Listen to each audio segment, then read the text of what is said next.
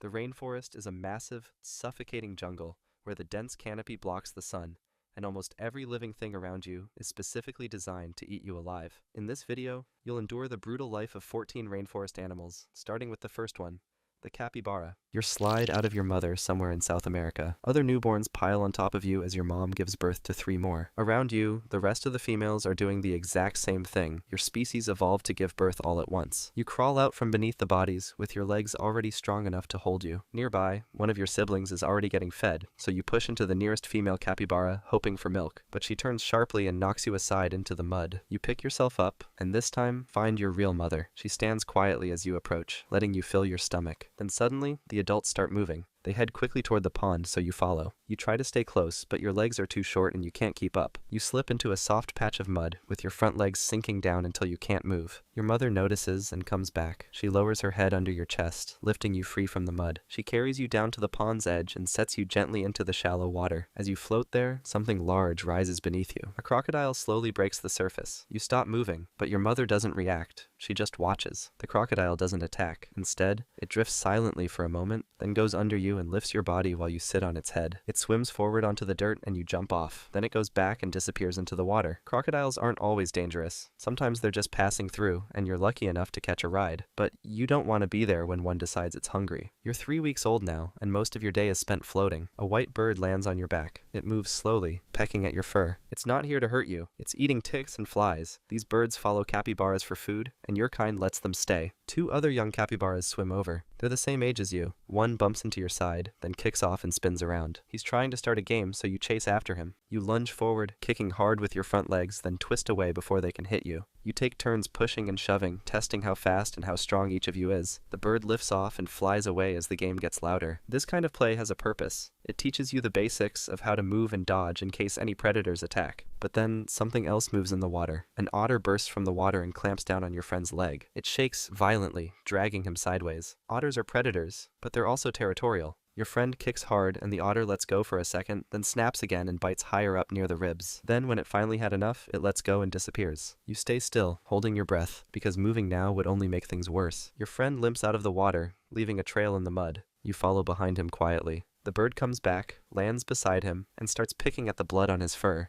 Tomorrow, you'll follow the group uphill to find new grass. But for now, you just lie there watching and hoping the otter doesn't come back. Skip forward a bit, and you're 2 months old now. The pond is smaller now. Its edges are cracked, and the grass around it is non-existent. Most of the good plants are gone, except for one patch up the hill past the muddy slope. You spot it early and start walking. The slope is slippery, but you climb anyway. Then, a larger juvenile blocks the top. He turns toward you, lowers his head, and takes a step forward. He doesn't want to share, but you don't stop. You shove into his chest and keep moving. He pushes back, holding a spot, but you're not small anymore. You press harder with your back legs, digging into the mud. His foot slips, and he stumbles sideways, just enough to let you pass. You reach the patch alone. The grass is fresh, so you graze for a while, and then look back down the hill. You chirp once. The others hear it. Within minutes, a line of capybaras is climbing toward you. As they arrive, the juvenile you pushed tries to squeeze into your spot. You turn toward him and plant your feet. He pauses. Then he moves to the side and eats somewhere else. After you've eaten your fill, you squat and poop.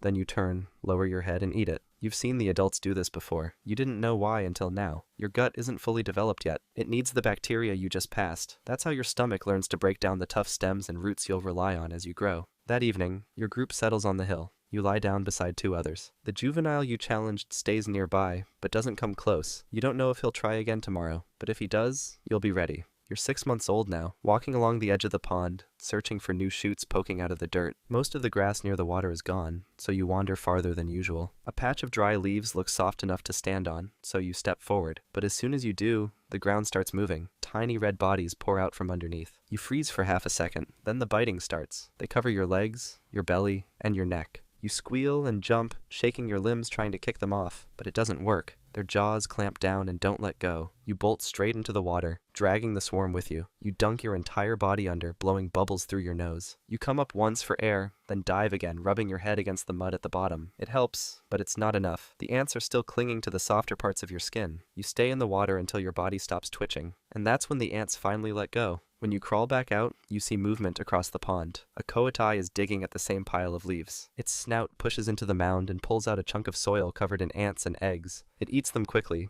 flicking its tongue and chewing fast. You stare from the bank, still dripping. The coyote doesn't care that you just got swarmed. It just wants breakfast. Fire ants don't belong here, but they're everywhere now. Capybaras like you don't fight them. You just run to the water and hope it's deep enough. Skip forward a bit, and you're 1 year old now. Bigger, heavier, and no longer treated like a baby. You still walk near your mother, but she doesn't look back as often. When you chirp, the others don't respond. You eat with them. You sleep with them. But something's different now. You're old enough to leave. One morning, you don't follow the group. You walk the other way toward a log covered in moss. You graze there alone until sunset, then go to sleep beside it. No one joins you, and no one comes looking either. The next day, you try to form something new. You nudge 2 juveniles to follow you. One does for a while. But by midday, he's gone. He went back to the group. So you stand by the riverbank, unsure what to do next. That evening, you rub your snout against a tall patch of reeds, leaving your scent behind. You wait in the shallows, watching the trail, but no one appears. On the 3rd day, you walk farther downstream and see a different group. There aren't that many of them. A few females lie stretched out on the bank, and 2 juveniles graze nearby. One big male stands near the edge of the water, chewing slowly. He's twice your size, with thick shoulders and half-torn ears. Every part of him says, "Don't try it,"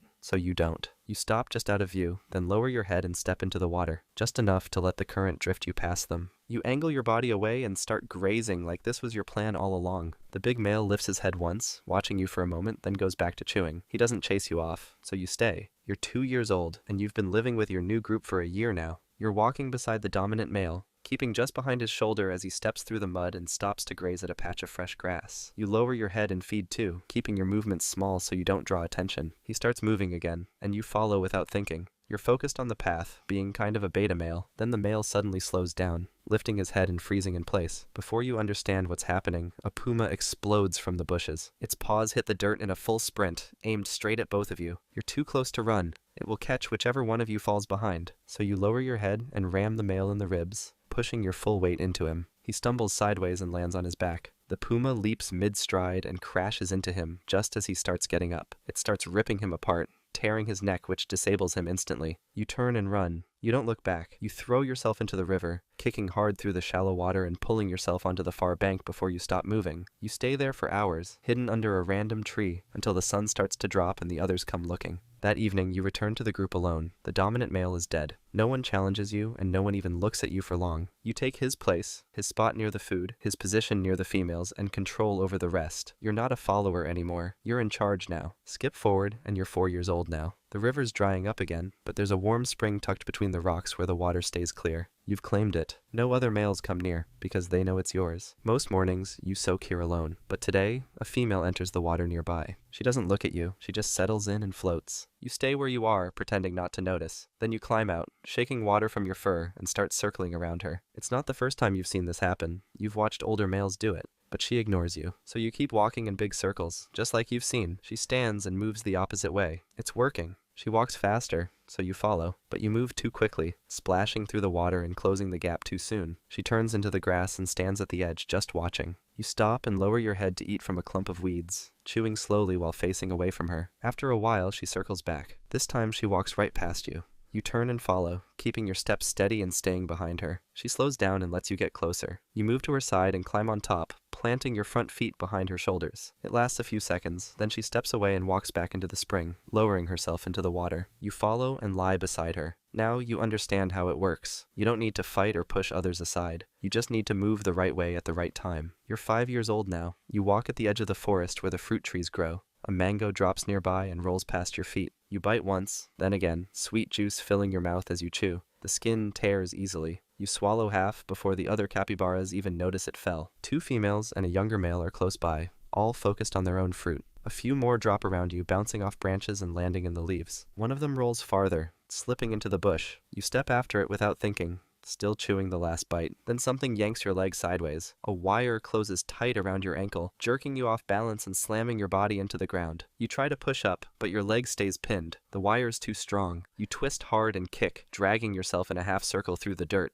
but it doesn't loosen. You struggle harder, digging your teeth into vines, ripping at the bush that hides the anchor, but nothing breaks. The snare holds your leg out at the wrong angle, and the more you pull, the deeper it cuts. The others are already gone. When the wire snapped shut, they ran without even taking a look at you. You stop moving. The blood around your ankle thickens in the dirt. Then flies start landing on your back and stay there. Eventually, the sound of footsteps comes through the trees. One man walks toward you, holding a coil of rope in one hand and a machete in the other. He crouches, checks the snare, then grabs your leg and pulls you free. You don't resist. You're not awake for most of what comes next. He carries you by the legs, ties you to a pole, and slings it over his shoulder. Back at camp, the work is quick. He skins your body and lays the hide out to dry. The meat is set aside. Weeks later, part of you is wrapped around someone's waist, stitched into a belt. That was the capybara. Next is the leafcutter ant. You are born into a massive, claustrophobic underground fungus farm, forced to spend your entire life endlessly marching through dangerous, predator-filled terrain just to carry rotting leaves you don't even eat. You hatch underground, as one of the 3 types of female leafcutter ants. You're a minim, the smallest and the weakest. Nearby, 2 other kinds are already moving through different parts of the colony. You won't meet them yet, but without all 3, nothing here would survive. You're blind at first. You feel your way through the dark tunnels, guided only by smell. Soon, hundreds of sisters join you, each as tiny and fragile as you. Your job is simple but critical. You farm fungus, the colony's only food source. Leafcutter ants don't eat leaves. Instead, your colony chews leaves into pulp and uses them to grow fungus. Minims like you carefully press this pulp into gardens deep underground. Even the wrong type of leaf can poison the garden, so your job is to keep it pure. And even though the fungus feeds the colony, you'll never taste it yourself. Your first challenge comes quickly. Parasitic mites crawl through the tunnels, searching for soft-bodied ants like you. You feel one climbing onto your back, probing for weak points in your exoskeleton. You stop moving and quickly twist your legs, scraping your back against the tunnel wall. The mite loses its grip and falls off. Another minim that's nearby grabs it in her jaws and bites down hard. She quickly moves to the fungus garden, placing the mite's remains far from the vulnerable larva. Within a day, your sight improves and your body hardens, so you join your sisters working tirelessly, cleaning fungus gardens, grooming larvae, removing mold and parasites. Your actions seem small, but every movement keeps the fungus alive, because without fungus, the colony starves. A few weeks later, you're working deep inside the brood chamber, grooming larvae and shifting eggs. Nothing feels unusual until a strange scent cuts through the nest. It's not mold or fungus, so you stop moving, confused. Your antennas search the air until you smell it again. Lower in the pile, you dig gently between the eggs, checking each one for anything weird. A few others notice and join you. You reach the bottom and find them. 5 clumped together eggs, releasing a scent that is slightly off. A parasitic ant must have slipped inside the nest, just long enough to drop her eggs and vanish. If they hatched, they'd blend in at first, then feed on your young, maybe even kill the workers assigned to raise them. One by one, you and your sisters lift the invaders and carry them to the waste shaft. Back in the brood chamber, you check everything again. You scrub the chamber walls with your mandibles. You taste the air, inspect the cluster, check for cracks or inconsistencies. You don't find any more, but the smell lingers, just enough to make you keep checking. Later, back in the fungus garden, you press a new piece of pulp into the bed. 2 workers pass you carrying mold scrap. Another bites a mite in half and drags it away. The cycle hasn't stopped, and neither can you. Yet your role, as crucial as it is, depends on the others beside you. You're not strong enough to cut or carry leaves. But your media worker sisters are, so you hatch again, this time as a mediae. The moment your legs stop shaking, you're already on the move. Somewhere above, the nest opening leads to the surface. The colony needs leaves, and you're built to go get them. You climb past smaller workers tending eggs and larvae. Near the surface, you pass 2 soldiers standing just outside the tunnel mouth. They don't look at you. Outside, it's bright. Ants move in steady lines along packed scent trails. Some carry green fragments back to the nest. Others, like you, search for new leaves. You follow a stem into a low brush and check the edge of a leaf with your antenna. The fungus only grows on specific types, and this one's usable, so you start cutting. Your jaws shake with each movement as you saw across the central vein. It takes time. When the piece drops, you grip the base and start dragging. Halfway back, the line slows. You freeze as a shadow moves overhead.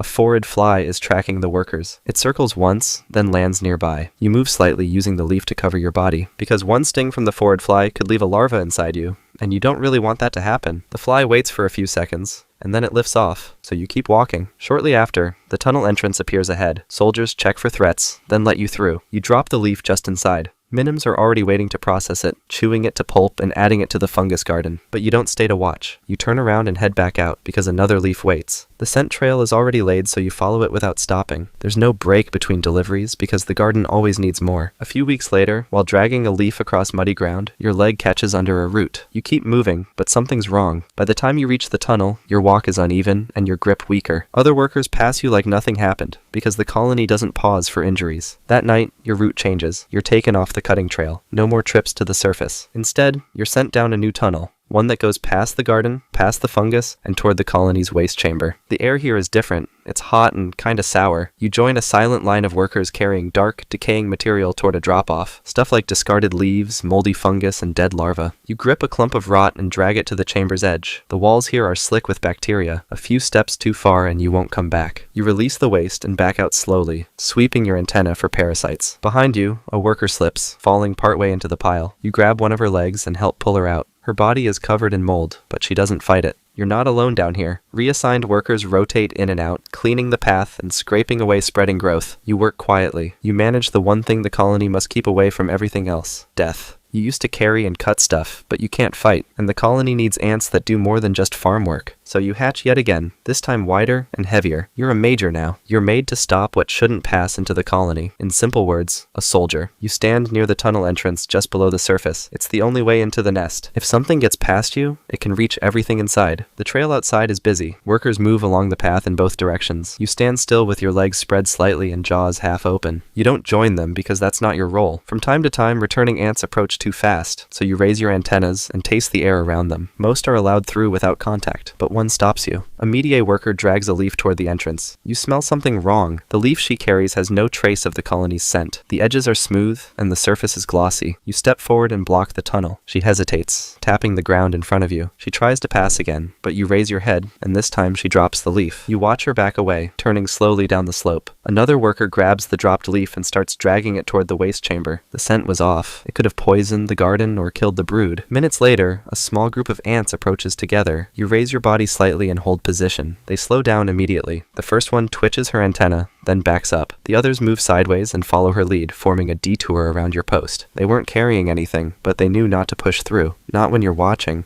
The next day, after hours at your post, the ground begins to shake. A new scent hits. It's not a lost worker. It's an attack, and you're not just guarding the entrance anymore. You're the first line of defense. A wave of red bodies appear at the edge, moving too fast to be workers. It's fire ants, so you move forward and open your jaws. The first wave hits hard. 5 invaders break from the trail and sprint toward the entrance. You lunge at the closest one, catching it mid-charge. Your jaws crush its thorax with a single bite, but another slips past you and disappears down the tunnel. Behind you, other majors respond. 2 more soldiers rush up from below, but it's not enough. More fire ants are coming, dozens of them. You can't hold the tunnel alone. You hear screaming behind you. Somewhere deeper, the invader that slipped past you is fighting inside the brood chamber. Larvae can't run. They don't stand a chance. You hesitate. Do you abandon your post to protect the brood, or hold the line and stop the next wave? Before you can even decide, another fire ant charges at you. You clamp down hard, but you're 1 second too late, and the fire ant slips through again. Then the scent changes. Reinforcements have arrived. 6 more majors charge up the tunnel from below. They block the entrance with their jaws raised. Together, you form a wall and don't let anyone else through. The attackers slow down. Some try to flank, while others try to flee, but none of them make it far. One by one, they're dragged down, crushed, and pulled into the waste chamber. By nightfall, the entrance is clear. The air still stinks of blood and alarm pheromones, but the garden is safe. You held the line. You kept the colony alive, but someone had to build it first. A queen, so you hatch as one, bigger and hungrier than any ant you've ever been. You're not born to dig, cut, or guard. You're born to leave. Dozens of other queens crawl out beside you, all nearly identical. Your wings press tight to your back and the air around you is thick with the signal. Time to fly. In nearby chambers, males are climbing upward. They'll survive just long enough to find a queen, mate, and fall to their deaths. But back to you. You move fast, pushing through the tunnels toward the light, then climb out, spread your wings, and launch into the air. The sky swarms with movement. Thousands of queens and males fill the air, mixing pheromones and chasing wind currents. You fly higher, looking for space when a male catches you mid-flight. His body presses against yours, and in seconds, it's done. He falls, but you keep going. Another one finds you, then another. But you don't resist. You store their liquid inside you. A while later, storm clouds build in the distance. The air is changing, so you descend fast, searching for damp soil. You land and start digging with your legs, kicking soil backward. Then once you're deep enough, you seal the tunnel behind you. In the dark, you spit out a tiny scrap of fungus you've carried in your jaws since takeoff.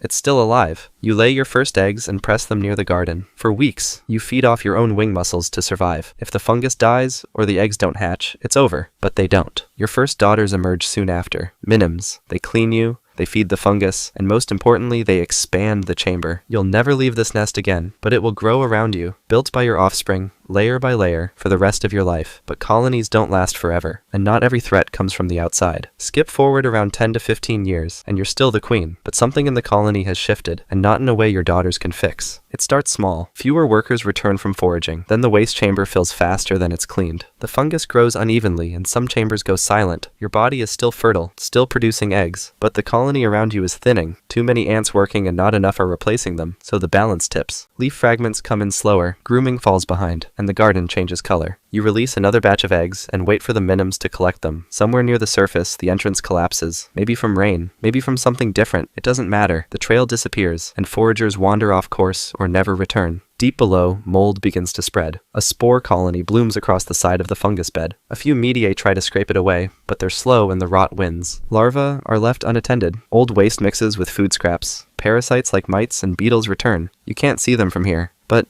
you feel the shift. The scent map is broken. You keep laying eggs, because that's all you can do. At some point, the tunnel outside your chamber goes quiet. You've seen thousands of your daughters hatch, grow, and die, and now there are no more footsteps. The fungus lies half dead. Your eggs stay unturned. You've never left this chamber, and you never will. But the colony ends here, with you in the dark, surrounded by soil and silence. That was the leafcutter ant. Next is the harpy eagle. You hatch hundreds of feet in the air, completely defenseless, relying entirely on your parents to violently tear apart monkeys and sloths, just so you don't starve to death in the canopy. You break out of the egg, somewhere in the Amazon rainforest. Your sibling hatched yesterday and already fills half the nest with its body. You're wet and can't see anything around you, so you stay still while your down dries. The nest is massive, built from branches thicker than your legs, and sits near the top of a tall tree with the forest stretching out below. Your parents arrive together carrying something heavy between their talons. It's a chunk of sloth meat, torn and still bleeding. Your sibling screams and lunges forward, so your mother drops the food directly into its open mouth. You try to call out, but your voice is too weak and gets buried under your sibling's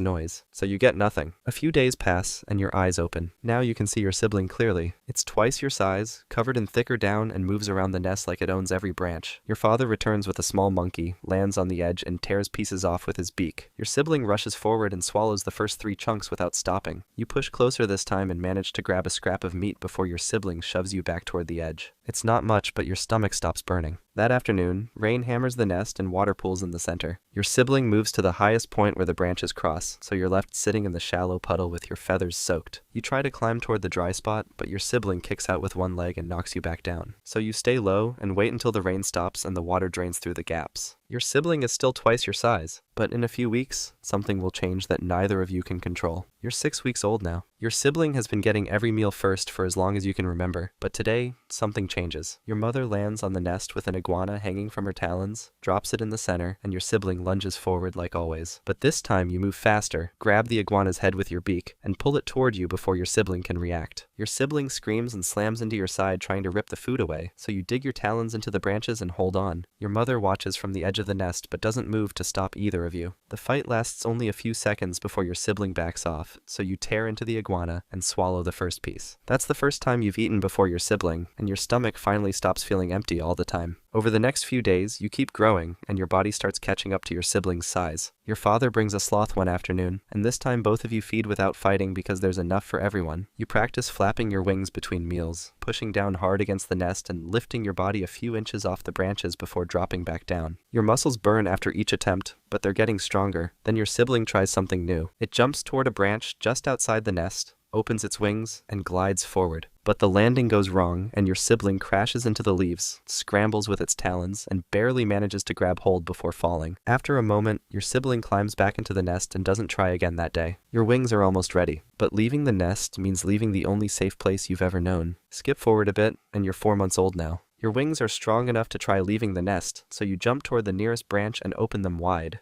You glide forward for a few seconds before your body drops too fast, making you crash into a tangle of leaves and vines. Your talons scramble for grip and finally catch hold of a thin branch that bends under your weight but doesn't break. Your sibling took its first flight 2 days ago and managed to land cleanly on the same tree, so now it's somewhere above you watching. You need to get back to the nest because you're too exposed down here, so you start climbing up through the branches one at a time. Your talons dig into the bark and your wings flap to help push you higher, but it takes nearly an hour before you finally pull yourself over the edge of the nest. A few hours later, a large beetle crawls over one of the lines, and the vibration runs straight down into your burrow, so you rush out and grab it before it can get away. Over the next week, your flying gets better. You jump from the nest and glide to nearby trees, and each time your landings get smoother. Then your father calls from below, so you follow him down through the layers of branches until you're flying just above the forest floor. He lands on a low branch and watches a group of howler monkeys moving through the trees ahead. You land beside him and watch too, but he doesn't move toward them and eventually flies back up without hunting. A few days later, you make it back to the nest after a long flight and your legs shake from the effort. But now you can cover distance, and soon you'll need to start catching your own food. You can fly now, but you still can't hunt, and your parents won't feed you forever. You're 8 months old now. Your mother brings something different to the nest today, a bird that's still moving but can't fly because one wing is torn. She drops it in front of you and backs away without feeding you herself. The bird flutters and tries to stand, so your sibling drops down and kills it with one strike to the neck. Your sibling tears into the body and eats while you watch from the side. The next day, your mother returns with a young coati that's still alive and trying to bite. She drops it between you and your sibling, then moves to the edge of the nest. The coati scrambles toward the branches trying to escape, so you jump forward and bring your talons down hard, but you miss its body and only catch its tail, making it twist around and snap at your leg. You pull back and try again, this time pinning it against the nest floor with both feet. You squeeze until it stops moving, then tear into its side. That's your first real kill. 2 days pass, and your parents stop bringing food entirely. Your stomach is empty, and you need to hunt, so you leave the nest and fly through the trees looking for anything you can catch. You spot a macaw sitting alone on a branch below you, so you fold your wings and drop straight down with your talons, reaching forward. But the macaw sees your shadow and takes off before you get close. You chase it through the branches with your wings pumping hard, but the macaw turns sharper than you can and disappears into the thick leaves. You give up after a few seconds and return to the nest with nothing. Your sibling comes back later that day carrying a small sloth. It lands on the nest and eats without sharing. Your sibling is hunting successfully now. You're still learning, and soon there won't be room for both of you here. You're 1 year old now. Your parents have been getting more aggressive each time you return to the nest, and your sibling left over a week ago and hasn't come back. You try to land on the nest branches this morning, but your mother lunges at you with her talons reaching forward, so you pull up and fly to a nearby tree instead. You watch as both parents start adding fresh branches to the nest and tearing away the old ones,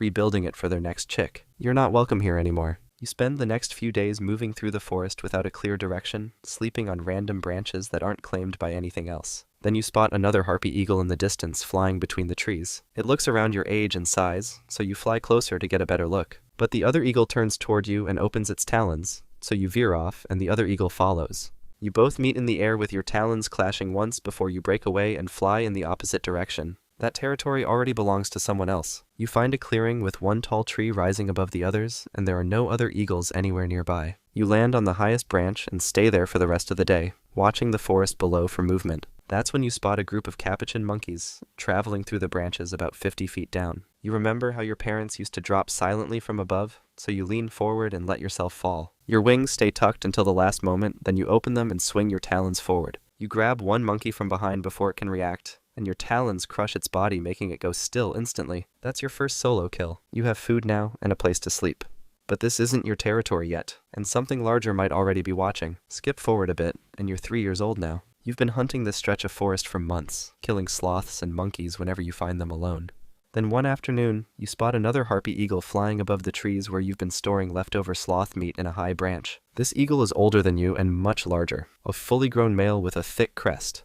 He needs to claim this area as his own, so he drops toward your cached meat and lands on the same branch. You can't let him take it, so you fly straight at him and swing your talons forward. You connect with his chest and both of you fall backward into the air, so he kicks up hard and strikes you under the body. The impact knocks the air from your lungs and sends you spinning down through the leaves until you catch yourself on a lower branch. He circles above trying to find you again, so you launch upward and aim for his left wing. Your talons slice through the feathers and into the muscle underneath, making him falter in the air. He tries to strike back, but you're already moving and rake your talons across his chest a second time. He pulls away and flies off through the trees without coming back. Over the next few days, you patrol the area constantly to make sure he doesn't return. Then another eagle appears, a female who's younger than the male was. She lands on a tree at the far edge of your territory and watches you from there. You stay where you are and watch her back, but neither of you moves closer. She drops down and catches a sloth near the base of her tree, then carries it up to eat. You don't fly over to challenge her, and she stays on her side. She's stayed longer than any other eagle you've seen here, and soon, that will mean something neither of you are ready for. You're 5 years old now. The female has been sharing your territory for months, and today she lands on the same branch where you're sitting. You stay still and watch her, but she doesn't open her talons or make any threatening moves. So you stay where you are and she moves closer until she's only a few feet away. Over the next few weeks, you start flying together through the forest and hunting on opposite sides of the same clearing. One day she lands in the tallest tree you've ever seen and starts pulling branches toward the center of a high fork. You need to help her build, so you fly down to the forest floor and grab a thick branch in your talons. You carry it up and drop it near where she's working, then she picks it up and weaves it into place. You bring more branches over the next several days, and she arranges each one until the nest is wide enough to hold both of you. Then one afternoon, you land beside her on a branch just below the nest. She leans forward slightly, so you step closer and climb onto her back for a few seconds. That's it. A few weeks pass, and she stays in the nest almost constantly now. You hunt alone and bring back sloths, monkeys, and anything else you can kill. One morning you return with a sloth and hear a high-pitched call coming from inside the nest. You land on the edge and see a small chick covered in white down, opening its mouth. Your mate tears off a piece of the sloth and drops it into the chick's throat. You keep hunting every day to feed both of them, and the chick grows fast. Then one afternoon, another harpy eagle flies too close to the nest. You see it from below, so you take off and fly straight at it with your talons forward. You strike it once and chase it away before it gets within 50 feet of your tree. Your chick is growing, and you're hunting constantly to keep it alive. But out here, even the strongest hunters can become prey. Skip forward and you're 12 years old now. You're flying through the forest with your mate and 2 of last year's chicks because they haven't left yet. You're showing them how to find sloths in the high branches and how to drop without being seen. That morning, you cross into a section of forest you haven't visited before. After flying for a few minutes, you spot something on the ground below. It's a dead capybara lying in the open with no other animals near it. You need to investigate, so you circle lower and land on a branch just above the body. Your mate and the 2 young eagles follow and land nearby. Everything looks safe, so you drop down to the ground and walk toward the capybara. Then movement flashes above you and something massive hits the branch where you were just sitting. Young harpy eagles drop from the trees all around you, at least 6 of them. This is their territory and you miss the signs. They come at you from multiple directions, so you open your wings and try to lift off. But one strikes from the left and slams into your side, knocking you back down. Another goes for one of your chicks, so you turn and block it with your body. Your mate screams and tries to push the young eagles back toward the trees, but there are too many. You fight to hold them away from your family, striking with your talons whenever one gets close. You've won fights before, but today you're surrounded. One eagle dives low and tears through your back with its talons. You spin around and grab its leg, pulling it down with you. But the others keep coming, and you can't move fast enough anymore. Then you take a hit just behind your shoulder. Your wings stop working, and you fall forward onto the ground. The young eagles land around you and start tearing into your body. Your mate escapes through the trees with both chicks following close behind her. Your eyes stay open long enough to see them disappear, then everything stops. That was the harpy eagle. Next is the toucan. You are born completely blind and naked inside a dark, hollowed-out tree hole, hopelessly trapped and vulnerable to tree-climbing snakes looking for an effortless meal. You break out of the egg, somewhere in the Amazon rainforest. Your beak is tiny and soft, nothing like what it will become, and you can't see anything yet because your eyes are still sealed shut. One sibling hatches beside you, breaking through its shell and collapsing next to you on the nest floor. The space around you is hollow wood, carved out by something else long ago, and now it's yours. A few hours pass, and then your mother arrives at the entrance with fruit pulp in her throat. Your sibling starts calling first, mouth open wide and squawking louder than you can manage. She leans down and drops the pulp straight into your sibling's throat without even pausing. You try to squeak, but it's weak, and she doesn't notice. She leaves, and you stay hungry. This keeps happening over the next few days. Your sibling is always louder, always faster, and you're always second. But then you figure something out. You start calling just before your sibling does, timing it so your voice is the first one she hears. It works. She tilts her head toward you and drops the pulp into your mouth instead, and for once, it's yours. 3 weeks go by, and your eyes finally open. Your beak has grown longer now, still pale and soft, but heavier than before. You can see the nest is just a dark hole carved into a dead tree trunk, with light coming through the entrance above. Then one morning, something moves outside. A snake slides through the entrance and into the nest, its tongue flicking as it moves closer. Your sibling presses against the back wall and goes completely still. So do you. The snake keeps coming, its head swaying side to side as it closes the distance between you. Then your father appears at the entrance and slams his beak into the snake's head over and over until it drops backward and falls out of the nest. Your beak is growing faster now, and soon you'll need to learn what it's actually for. You're 6 weeks old now, and your beak has finally hardened into something solid. It's nearly full size, bright orange with a black tip, but you still don't know how to use it properly, and it throws your balance off every time you lean forward. Your sibling has been testing the nest entrance for days, gripping the edge with its feet and flapping without going anywhere. Then one morning, you need to see what's outside, so you move toward the entrance and look down. The drop is massive, with branches spreading out below you in every direction. Your sibling launches itself out first and immediately starts falling, wings beating hard but not catching any air. It grabs a branch with its feet at the last second and clings there. So you jump too. You drop straight down through the leaves with your wings flapping uselessly, and you're about to hit the ground when your feet catch a thin branch and you stop yourself. Your parents are watching from higher up, but they don't come down to help. You need to figure this out yourself, so you grip the branch with your beak and pull your body upward, hooking it over the wood and dragging yourself forward one move at a time. A few minutes later, your father drops a fig onto the branch near you. You're hungry and you need to eat, so you try to catch it with your beak, but you miss completely and it bounces off your head before falling through the branches below. But then he drops another one, and this time you grab it and toss it backward into your throat the way you've seen him do it. You swallow it whole. That's your first real catch. Your sibling tries the same thing with a berry, but it tosses too hard and the berry flies past its beak. It leans forward to watch where it went, and then its balance gives out and it falls off the branch, crashing down into the plants below and disappearing. You don't see it climb back up. And now you're learning that out here, one mistake is all it takes. Skip forward a bit, and you're 3 months old now. Your parents stopped bringing you food weeks ago, so now you need to find it yourself. You're hopping between branches with your beak leading every movement, looking for anything ripe enough to eat. Then you spot a tree covered in berries. You land on a low branch and start moving toward them, but a group of capuchin monkeys is already there, grabbing handfuls and shoving them into their mouths as fast as they can. You need to eat, so you wait and watch from a branch below. One of the monkeys drops a berry while reaching for another, and you swoop down and catch it mid-air with your beak before it hits the ground. You fly to a different tree and swallow it whole. That works. A few days later, you find a fruiting palm that nobody else has discovered yet. You land on the nearest branch and start plucking berries one by one, tossing them backward into your throat and swallowing. Your beak makes it easy. It's long enough to reach the fruit without leaning too far, and it's light enough that you can toss without losing your balance. But then a large parrot lands on your branch and starts walking toward the fruit. You need to keep this tree for yourself, so you spread your wings wide and open your beak as far as it goes, making yourself look bigger than you actually are. The parrot stops and tilts its head, staring at your beak for a long moment. Then it turns and flies off without trying to fight. You go back to eating, and that's when you figure it out. Your beak isn't just for picking fruit and tossing it back. It's for making other birds think twice before they get too close. Other birds are starting to notice you now, and not all of them will leave as easily as that parrot did. You're 8 months old now, and you've been moving through the same stretch of branches for weeks. You know which trees have ripe fruit and when, which branches can hold your weight, and where to sleep in an old hole someone carved into a trunk years ago. This is your area now. Then one morning, you land on your best fruiting tree and find another toucan already there, eating without stopping. It's roughly your age, and it doesn't even look at you when you arrive. You need this food, so you hop closer with your beak open wide. The other toucan turns and does the same, and then you both lunge forward at once, beaks clacking together like wood hitting wood. You lock beaks and push, trying to force the other one backward, but it's stronger than you and shoves you across the branch. Your feet slip on the wet bark and you almost fall, catching yourself at the last second with your wings spread out on both sides. The other toucan goes back to eating like nothing happened. You stay on the branch and watch it take the ripest fruit, one piece after another, until it finally flies off. Then you hop over to see what's left. Only the hard, unripe berries are still there. But you're hungry, so you eat them anyway, even though they're tough and bitter. After that, you start waking up earlier so you can feed before anyone else shows up. You also find 2 more fruiting trees nearby, so you always have somewhere else to go if one is taken. You're learning that keeping territory isn't about winning every fight. It's about eating first and having backup options when things go wrong. But sooner or later, you'll run into another toucan that won't leave.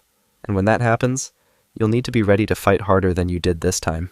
Skip forward, and you're 2 years old now. Your beak is fully colored, bright orange with a black tip and a yellow ridge running along the top. It's lighter than it looks, made from thin layers of bone that don't weigh much at all, so you can toss fruit without your head pulling you forward. One morning, you spot a female toucan sitting alone on a high branch. She's cleaning her feathers with her beak, pulling each one through and straightening it. You need to get her attention, so you grab the ripest fig you can find and hop toward her with it held carefully in your beak. She stops preening and watches you, but she doesn't move. You flick the fig toward her with a quick snap of your beak, trying to land it right in front of her, but it flies past her head and disappears into the leaves below. She tilts her head and keeps watching. Then she reaches down, grabs her own piece of fruit, and tosses it straight into your beak with perfect aim. You catch it without thinking and swallow it whole. She hops one branch closer to you.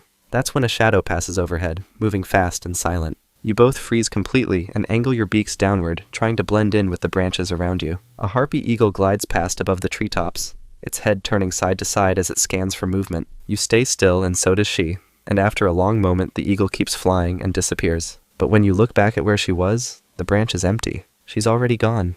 somewhere deeper in the trees where you can't see her. You don't know if you'll find her again, but now you understand what that toss meant and what happens when two toucans decide to stay close instead of chasing each other off. You're 3 years old now, and you found her again. She's feeding in the same area where you saw her before, and this time when you land nearby, she doesn't fly away. You spend the next few days following each other between trees, sharing fruit and calling back and forth across the branches. But now you need a place to nest, so you start looking for a hole in a tree trunk that's big enough for both of you. You find an old woodpecker hole carved into dead wood, but when you try to squeeze inside, your beak won't fit through the entrance. The opening is too narrow, so you both start working on it, chipping away at the edges with your beaks. The wood is soft and rotten, breaking apart in small chunks every time you strike it, so it doesn't take long. After a few days of pecking and pulling, the hole is finally wide enough. She climbs inside first, turning around in the tight space until she's facing the entrance. Then you follow her in. A week later, she lays 2 eggs on the bare wood floor. There's no nest material and no lining, just smooth white eggs sitting in the hollow. Now you both take turns sitting on them, keeping them covered and protected. When it's your shift, you squeeze into the hole and lower yourself over the eggs carefully, with your beak almost touching the entrance so you can watch for anything coming. One morning, a coyote starts climbing up the trunk toward the hole. You can see its claws gripping the bark as it gets closer, so you lean out through the entrance and snap your beak at it over and over, making a loud clacking sound that echoes through the tree. The coyote stops climbing, looks at you, then turns around and goes back down. In a few weeks, something small will hatch inside this hole, and you'll need to keep it alive the same way your parents kept you alive when you were too weak to do it yourself. The eggs hatch after 6 weeks, and now everything changes. 2 chicks break through the shells, tiny and blind with beaks that are soft and useless. They open their mouths wide and call constantly, making high-pitched sounds that fill the entire hole. You and your mate need to keep them fed, so you take turns flying out to find fruit. You grab berries and swallow them partially, then fly back to the nest and push the pulp up from your throat into their open mouths. Then you leave again and do it all over. Feed, rest, feed, rest. The days blur together and your body starts to feel lighter, your wings slower every time you take off. After a few weeks, the smaller chick stops calling as loud as the other one. It still opens its mouth when you arrive, but the bigger chick always pushes forward first and gets most of the food. You try to feed the smaller one more, leaning past the bigger chick to reach it, but it's not enough. One morning you climb into the nest and find the small chick lying still on the floor with its eyes closed. Your mate pushes it toward the edge of the hole with her beak, and then it falls out and disappears through the branches below. Now all the food goes to the one that's left, and it grows fast. Feathers start coming through its skin, its eyes open fully, and its beak gets longer and harder every day. A few weeks later, it moves toward the entrance and looks down at the drop below. Then it jumps. It falls through the branches with its wings beating hard, but it catches itself on a low branch and holds on with its feet. After that, it stops coming back to the hole. You see it sometimes in the nearby trees, hopping between branches and trying to catch fruit on its own. You've done what you needed to do, and now the hole is quiet again, just you and your mate sitting inside with nothing left to feed. You're 7 years old now, and you're feeding in the same trees you've always known. You pluck a guava from a low branch and toss it back into your throat, swallowing it whole. Your mate is sitting on a higher branch nearby, pulling her feathers through her beak one at a time. Then something moves through the branches above you, too fast and too big to be another bird. You turn your head to look, but before you can react, a jaguar drops from above and lands on your branch. You need to fly, so you spread your wings and push off, but your beak throws your balance forward and you stumble. The jaguar's paw comes down and catches your body mid-launch, with its claws sinking deep into your side. You try to pull away, but the jaguar drags you backward onto the branch. You snap your beak at its face, trying to make it let go, but it doesn't even flinch. Then its jaws close around your neck and squeeze. Your wings beat twice, trying to push yourself free, but then they stop moving and hang limp at your sides. The jaguar picks you up in its mouth and starts climbing down the trunk, moving carefully with your body held between its teeth. Your bright orange beak is still visible through the leaves as it carries you down, the color standing out against the bark and branches. Then the jaguar reaches the ground and keeps walking, and the plants close in behind it until nothing can be seen anymore. High above in the treetops, your mate calls once. She stays on her branch for a moment, looking down at where you were. Then she hops to a different branch, finds a ripe berry, and eats it. Somewhere nearby, a young toucan is learning to toss fruit for the first time, flicking it backward and catching it in its throat just like you did when your father first showed you how. That was the toucan. Next is the orchid mantis. You hatch as a tiny, highly vulnerable nymph, forced to disguise yourself as a flower petal, just to keep from being eaten by the very insects you are trying to hunt. You push out of the egg case, somewhere in the rainforests of Southeast Asia. Dozens of your siblings break free at the same time, their tiny bodies spilling onto the branch and scattering in every direction. None of them stay close. You need somewhere safe, so you climb onto a nearby leaf and press your legs flat against the surface, trying to blend in with the green.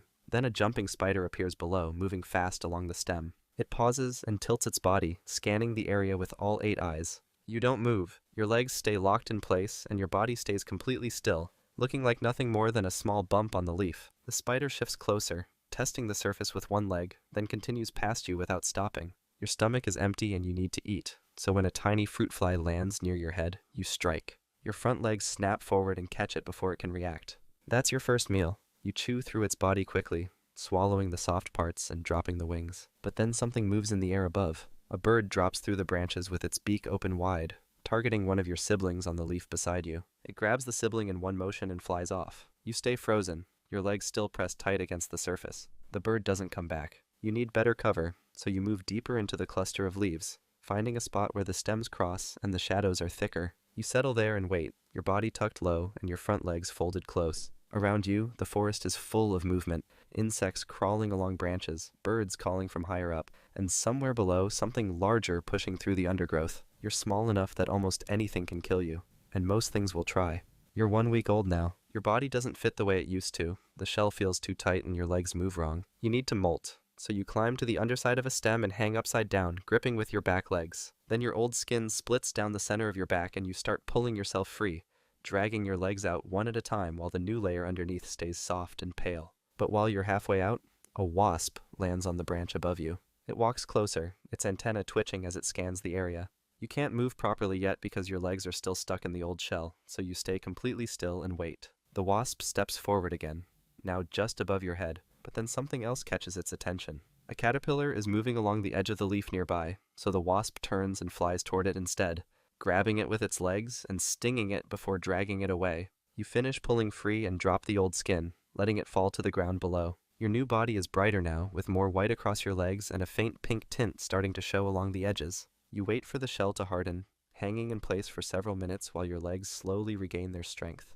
Then you're ready to hunt again. A small moth flutters past and lands on a leaf just below you, so you climb down carefully and position yourself near its head. You stay still, letting it settle, then strike and grab it with your front legs before it can react. It struggles for a second, but you bite into its body and it stops moving. Each time you shed, you'll look more like the flowers around you, and that's when the real hunting begins. Skip forward a bit, and you're 3 weeks old now. You've molted twice more since then, and your body has shifted from green to white with pink streaks running down your legs. You need a better hunting spot, so you climb onto a white orchid bloom and position yourself in the center, folding your legs to match the shape of the petals around you. Then a butterfly comes through, moving from flower to flower as it searches for nectar. It circles once, checking each bloom, then lands directly beside you. Your body blends so well with the petals that it doesn't react, so you stay completely still and wait. The butterfly unfurls its long tongue and starts feeding, its wings opening and closing slowly while it drinks. You shift your weight forward and strike, grabbing it with both front legs before it can pull away. It thrashes hard, beating its wings against your head and trying to twist free, but you hold tight and bite into the base of its body. The wings keep moving for a few more seconds, then stop. That's when you start eating, tearing through the soft parts while the wings hang limp on either side. But then something moves in the corner of your vision. A lizard is climbing along the branch below, and its head is turning toward you. You freeze in place, still holding the butterfly, and press yourself flat against the petal. The lizard's tongue flicks out once, testing the air, then it lunges upward with its mouth opening wide. You drop flat just as the tongue shoots past your head, missing you by less than the width of your leg. The lizard pauses, trying to find you again, but you stay pressed against the flower and don't move. After a moment, it gives up and climbs away. You finish your meal in silence. The bigger you grow, the bigger prey you can take, but the bigger threats will notice you too. You're 6 weeks old now. You've grown larger, and your pink and white pattern has become more defined, making you look almost identical to the orchid blooms you hunt from. You're positioned on a cluster of flowers when a bee comes through, moving quickly between the petals as it collects pollen. You need to eat, so you wait for it to get close enough. It lands on the flower beside you and starts working, its legs covered in yellow dust. You strike fast, reaching out with your front legs, but it reacts at the last second and flies away before you can grab it. You missed, so you stay still and wait for another chance. A few minutes later, a larger bee arrives and lands directly in front of you. This time you don't hesitate. You lunge forward and grab it with both legs, pulling it toward your mouth, but the bee twists hard and drives its stinger into your leg, piercing through the joint where your armor is thinnest. The pain is sharp and immediate, making your leg jerk back, but you don't let go. Instead, you bite down hard on its head, crushing through the shell until it stops moving. You start eating while your leg still throbs from the sting. The area around the wound swells slightly, but you keep chewing through the bee's body, taking the soft parts first and leaving the wings behind. When you're done, you climb down from the flower and move to a lower branch where the leaves are thicker, giving yourself time to recover. Your leg still works, but it moves slower than the others. That's the cost of hunting something that fights back. Pain is just another part of survival, and you're learning that every meal comes with a cost. Skip forward and you're 2 months old now. You're hunting on a thick branch where several white flowers grow close together, and this spot has been yours for days. But then another orchid mantis appears, climbing up from below. It's slightly smaller than you, but it moves onto your flower anyway, positioning itself where you've been catching prey. This is your territory, so you sway your body from side to side, trying to make it leave. But it doesn't move. Instead, it sways back at you, matching your motion. You both stay still for a moment, watching each other, then it steps closer. You need to defend your spot, so you lunge forward with your front legs reaching out. It strikes at the same time and you collide, your legs tangling together as you both try to grab hold. You manage to catch one of its front legs with your raptorial arms, pulling it toward you while it tries to twist away. Then it turns and bites at your head, but you jerk back just in time, making it miss by the width of your eye. You strike again, this time aiming for its neck, and your spikes sink in deep. It thrashes once, trying to pull free, but you bite down harder and feel its body go limp. The fight is over. You hold it for a moment longer, making sure it's dead, then start eating. There's no mercy for your own kind, and that's a rule you'll follow until the end. When you're done, you move back to your original position on the flower, and wait. The spot is yours again, and anything else that tries to take it will end up the same way. But soon, you'll need to do more than just defend territory, because mating season is coming, and that brings a different kind of danger. You're 3 months old now, fully grown.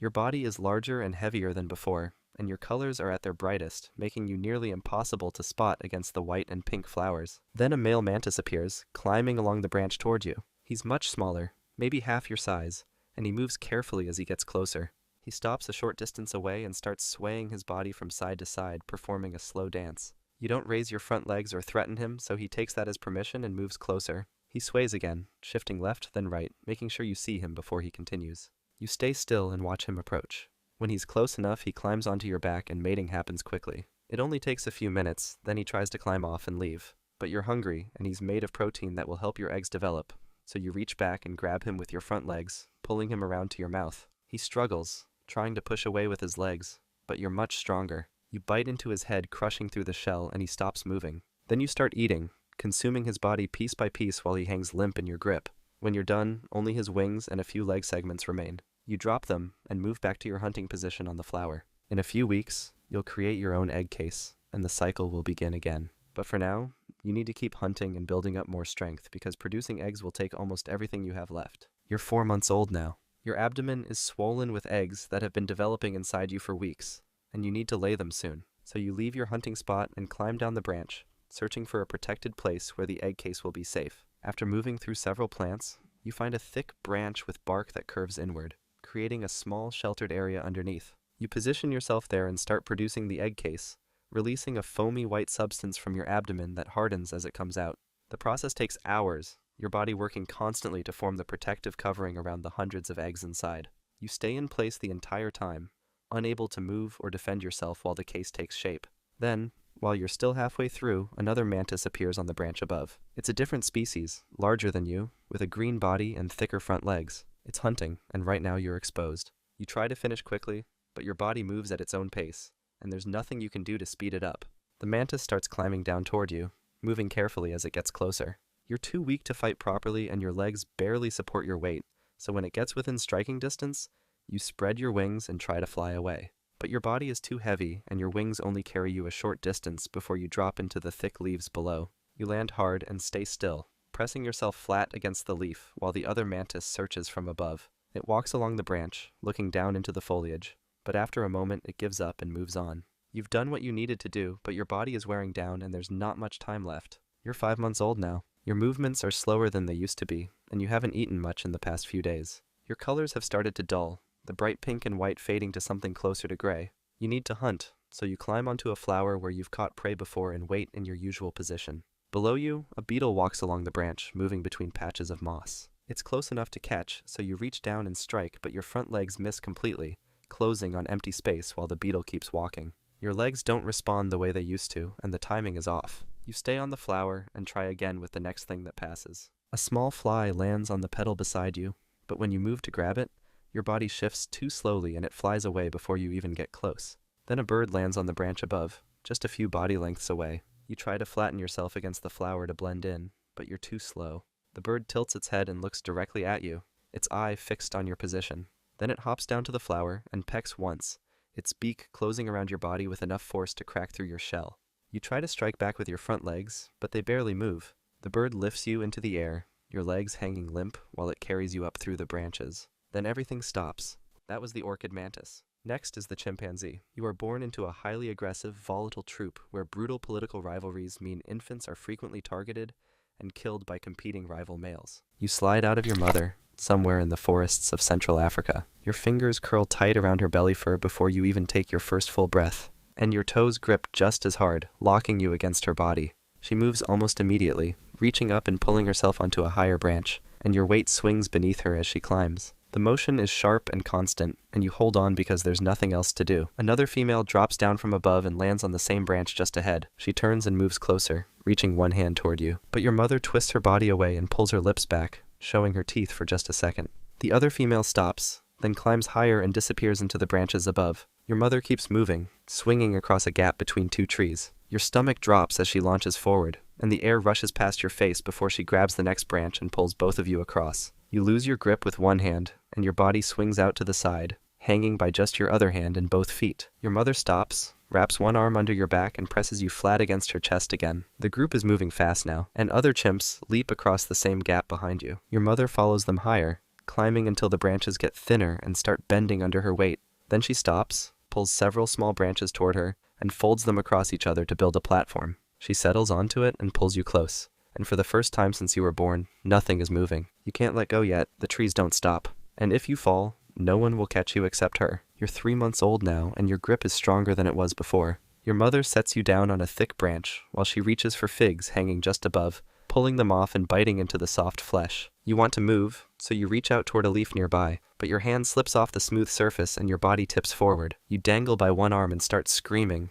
kicking your legs in the open air. Your mother grabs you instantly and pulls you back up, then shifts you onto her back where you can hold on properly. An older juvenile drops down beside you both, hanging upside down by his feet with his arms swinging free. He's curious, so he reaches forward and touches your face with one finger. You grab it and hold on, and your mother lets this happen while she keeps eating. Then a loud crash comes from the branches above, and a large male comes down fast, moving through the trees with his body swinging heavily from branch to branch. Everyone stops. The juvenile beside you disappears upward in less than a second, and your mother goes completely still. The male passes close, stops right next to you and stares directly at your face for several seconds. Then he moves on, climbing higher and disappearing into the branches above. Your mother starts moving again, breathing normally now, and carries you to a different tree farther away. You try reaching for a branch yourself this time, and your fingers wrap around it successfully. You pull slightly, testing your own weight, and manage to hold yourself away from her body for just a moment before letting go and grabbing her fur again. The big male didn't hurt you this time, but you felt how everyone changed when he came close, and eventually you'll understand why. Skip forward a bit, and you're 1 year old now. You can climb alone without needing your mother to carry you, moving between branches and pulling yourself up with your arms and legs working together. Then loud screaming starts somewhere across the trees, high-pitched and terrified, so the group moves quickly toward the sound. You follow behind them, gripping each branch and swinging forward to keep up. The adult males have caught a red colobus monkey and are holding it down on a thick branch, pinning it with their hands and feet. The monkey struggles and screams, thrashing under their weight, but then the sound stops suddenly as they tear into its body with their teeth. Other chimps gather around them, reaching their hands toward the meat and holding their palms open. Your mother pushes closer to the males and reaches up with one hand extended. One of the males tears off a small piece and hands it down to her. She takes it and starts chewing, and you watch her mouth move as she breaks the meat apart. Then she tears off a smaller piece and holds it out toward you. You take it from her hand, and the texture is completely different from fruit or leaves, tougher and harder to bite through. You chew it slowly and swallow, and the taste stays in your mouth afterward. Another juvenile moves closer and tries grabbing the meat still in your mother's hand. She pulls away quickly, turning her body to block him. Then the adult male above them screams and lunges downward with his mouth open, snapping toward the juvenile's head. The juvenile drops away instantly, letting go of the branch and falling into the lower trees. Meat doesn't fall from the branches. Someone has to catch it, and someone else decides who gets to eat it. You're 4 years old now, and you move through the trees without thinking about where to grab or how to balance. You're playing with 2 other juveniles, chasing each other across the branches and wrestling when someone gets close enough to catch. You roll together on a wide branch, pulling at each other's arms and trying to pin each other down. Then loud hooting starts deeper in the forest, sharp and repeated, so your mother comes out of nowhere and grabs you, pulling you close against her chest. All the females with young move together quickly, heading away from the sound, and you look back over your mother's shoulder. The adult males are running through the trees in the opposite direction, moving toward the edge of the group's territory with their bodies swinging fast between branches. Another group of chimps has crossed into your area, and the screaming starts immediately, loud and chaotic with crashes echoing through the trees. Your group's males charge forward with their hair standing up, and the intruders try to retreat. But one of them is too slow, so multiple males from your group close in on him at once. They corner him on a thick branch and pin him down with their hands and feet, biting into his arms and back while he screams and tries to pull away. You can see it clearly even from this distance, and then his screaming stops completely. After a while, your group's males start coming back slowly, breathing hard and walking instead of running. Some of them have bite marks on their arms and shoulders with blood running down through their fur. The forest has invisible lines that mark where your group ends and others begin. You don't know where they are yet, but you know now what happens when someone crosses them. You're 8 years old now, and you're not small anymore. You're sitting at a termite mound with a stripped stick, pushing it into one of the holes and pulling it back out with termites clinging to it. You lick them off and push the stick back in, repeating the process over and over. Then another young male around your age walks over and stops at the same mound, pulling out his own stick and working a different hole on the opposite side. You both feed like this for a while, keeping space between you, but then he moves closer to your side and reaches his stick toward the hole you've been using. You need to keep this spot, so you pull your stick away and turn toward him with the hair on your shoulders rising slightly. He slaps the ground once with his hand, making a sharp sound. So you charge forward and crash into him with your chest, and both of you tumble across the dirt together. You grab at his arms while he grabs yours, rolling and pushing against each other and biting at shoulders and forearms, testing how much force the other can take. He gets one hand around your throat and squeezes, so you bite down hard on his forearm, making him let go immediately. You both separate and stand there breathing hard, staring at each other. Then an older male comes down from a nearby tree and walks directly between you both without stopping. The fight ends right there, and you both look away and move to different trees without trying to continue. You won this time, but there are others bigger and stronger than you, and when you meet them, you'll have to find out if winning is still possible. Skip forward and you're 12 years old now. You're moving through the trees with another male around your age, someone you've been grooming regularly for months, and he grooms you back just as often. You both find a tree loaded with ripe figs, and an older male is already there feeding on the upper branches. You want some of that fruit, so you climb up slowly and reach for a fig on a lower branch. The older male screams immediately and charges down toward you with his mouth open and hair standing up.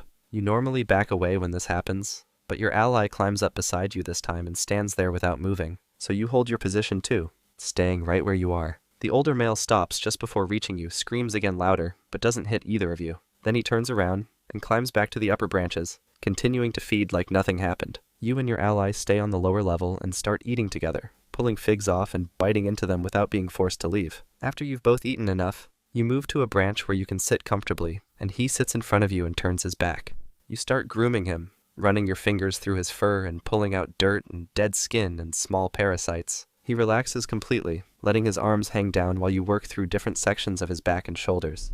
Alone, you're still beneath most of the others in the group, but together, the two of you are harder to push around, and that makes feeding easier and fights less likely. And as long as you keep grooming each other and standing together when it matters, that's not going to change. You're 16 years old now, and a female with pink swelling on her backside moves through the area with several males following behind her. You want to get closer, so you move toward her but keep some distance, watching how she feeds and where she goes. She sits on a branch pulling leaves off and chewing them slowly, ignoring most of the males around her. You move closer and sit beside her, then start grooming her back, running your fingers through her fur and picking out dirt and dead skin. She lets you do this, sitting still and not moving away. Then another male with higher rank than you walks over and tries to push between you both. But your ally from years ago comes down from a higher branch and sits nearby casually, not doing anything but just being there. The other male looks at him, then at you, and after a moment decides to walk away instead of pushing further.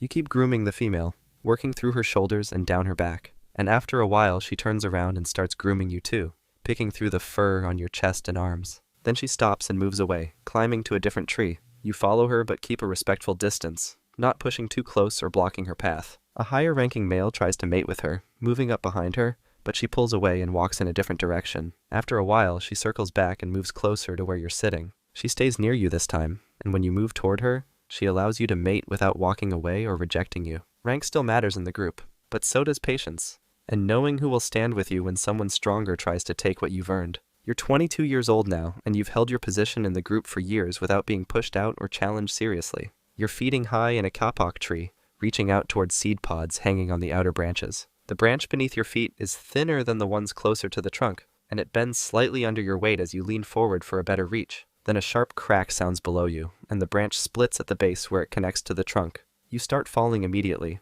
grabbing at smaller branches as you drop past them. The first one you catch snaps right away, barely slowing you down at all. You grab another, and it holds for just a second before breaking too, and your body keeps falling through the gaps between branches. You slam into a thick branch 20 meters down, and your ribs take the full force of the impact, knocking the air completely out of your lungs. You slide off that branch and keep dropping, hitting another one that spins your body sideways before you finally hit the forest floor. Your legs don't work right when you try to stand up. You push with your arms, but your legs won't hold your weight, so you collapse and try again. The group above keeps feeding, and a few of them look down briefly, but none of them come down to where you are. You need to get somewhere safer, so you crawl toward the base of the tree and pull yourself into a sitting position against the trunk. Breathing hurts, and each attempt sends sharp pain through your chest. A leopard is watching from the undergrowth 30 meters away with its tail twitching back and forth slowly. Your arms stop responding after a while, and your body slumps sideways into the leaf litter. The forest kept you alive for 22 years, and then it didn't. That was the chimpanzee. Next is the orangutan.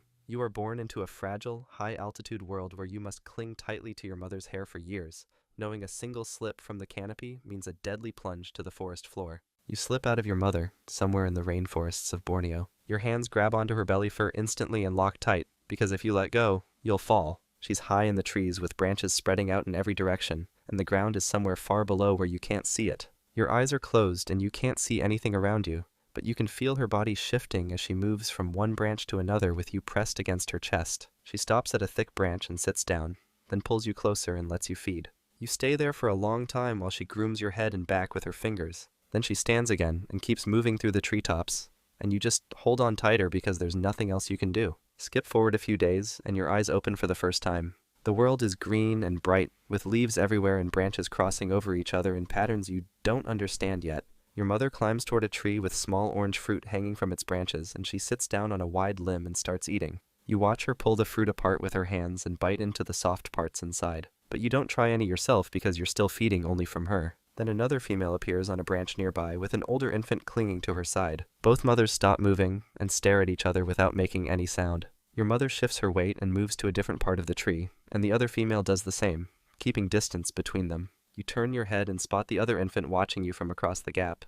Its face smaller than yours, but its arms thicker and stronger. Your mother finishes eating and climbs down to a lower branch, then starts bending smaller branches together and weaving them into a platform. She tests it with her weight, then lies down on top of it and pulls you close against her chest. That's where you'll sleep for now, pressed tight against her body while the branches above sway back and forth in the wind. You're 6 months old now, and your grip has grown stronger. You still ride on your mother's back most of the time, but now, when she stops to feed, you reach out and grab the branches near you just to test how they feel in your hands. She lets you do this while keeping one arm around your waist, so if you slip, she can catch you before you fall. One day, she stops at a tree with thick horizontal branches spreading out in different directions. You see a branch close to the one you're on, just an arm's length away, so you reach for it and pull yourself across. Your hand grabs the bark and you swing your body over, landing on the new branch with both feet. That's your first independent move between branches, and you look back at your mother, but she's already eating fruit and doesn't seem to care. You want to try again, so you spot another branch a bit farther away and jump toward it. But your hand misses and you drop straight down, grabbing at air with nothing to hold onto.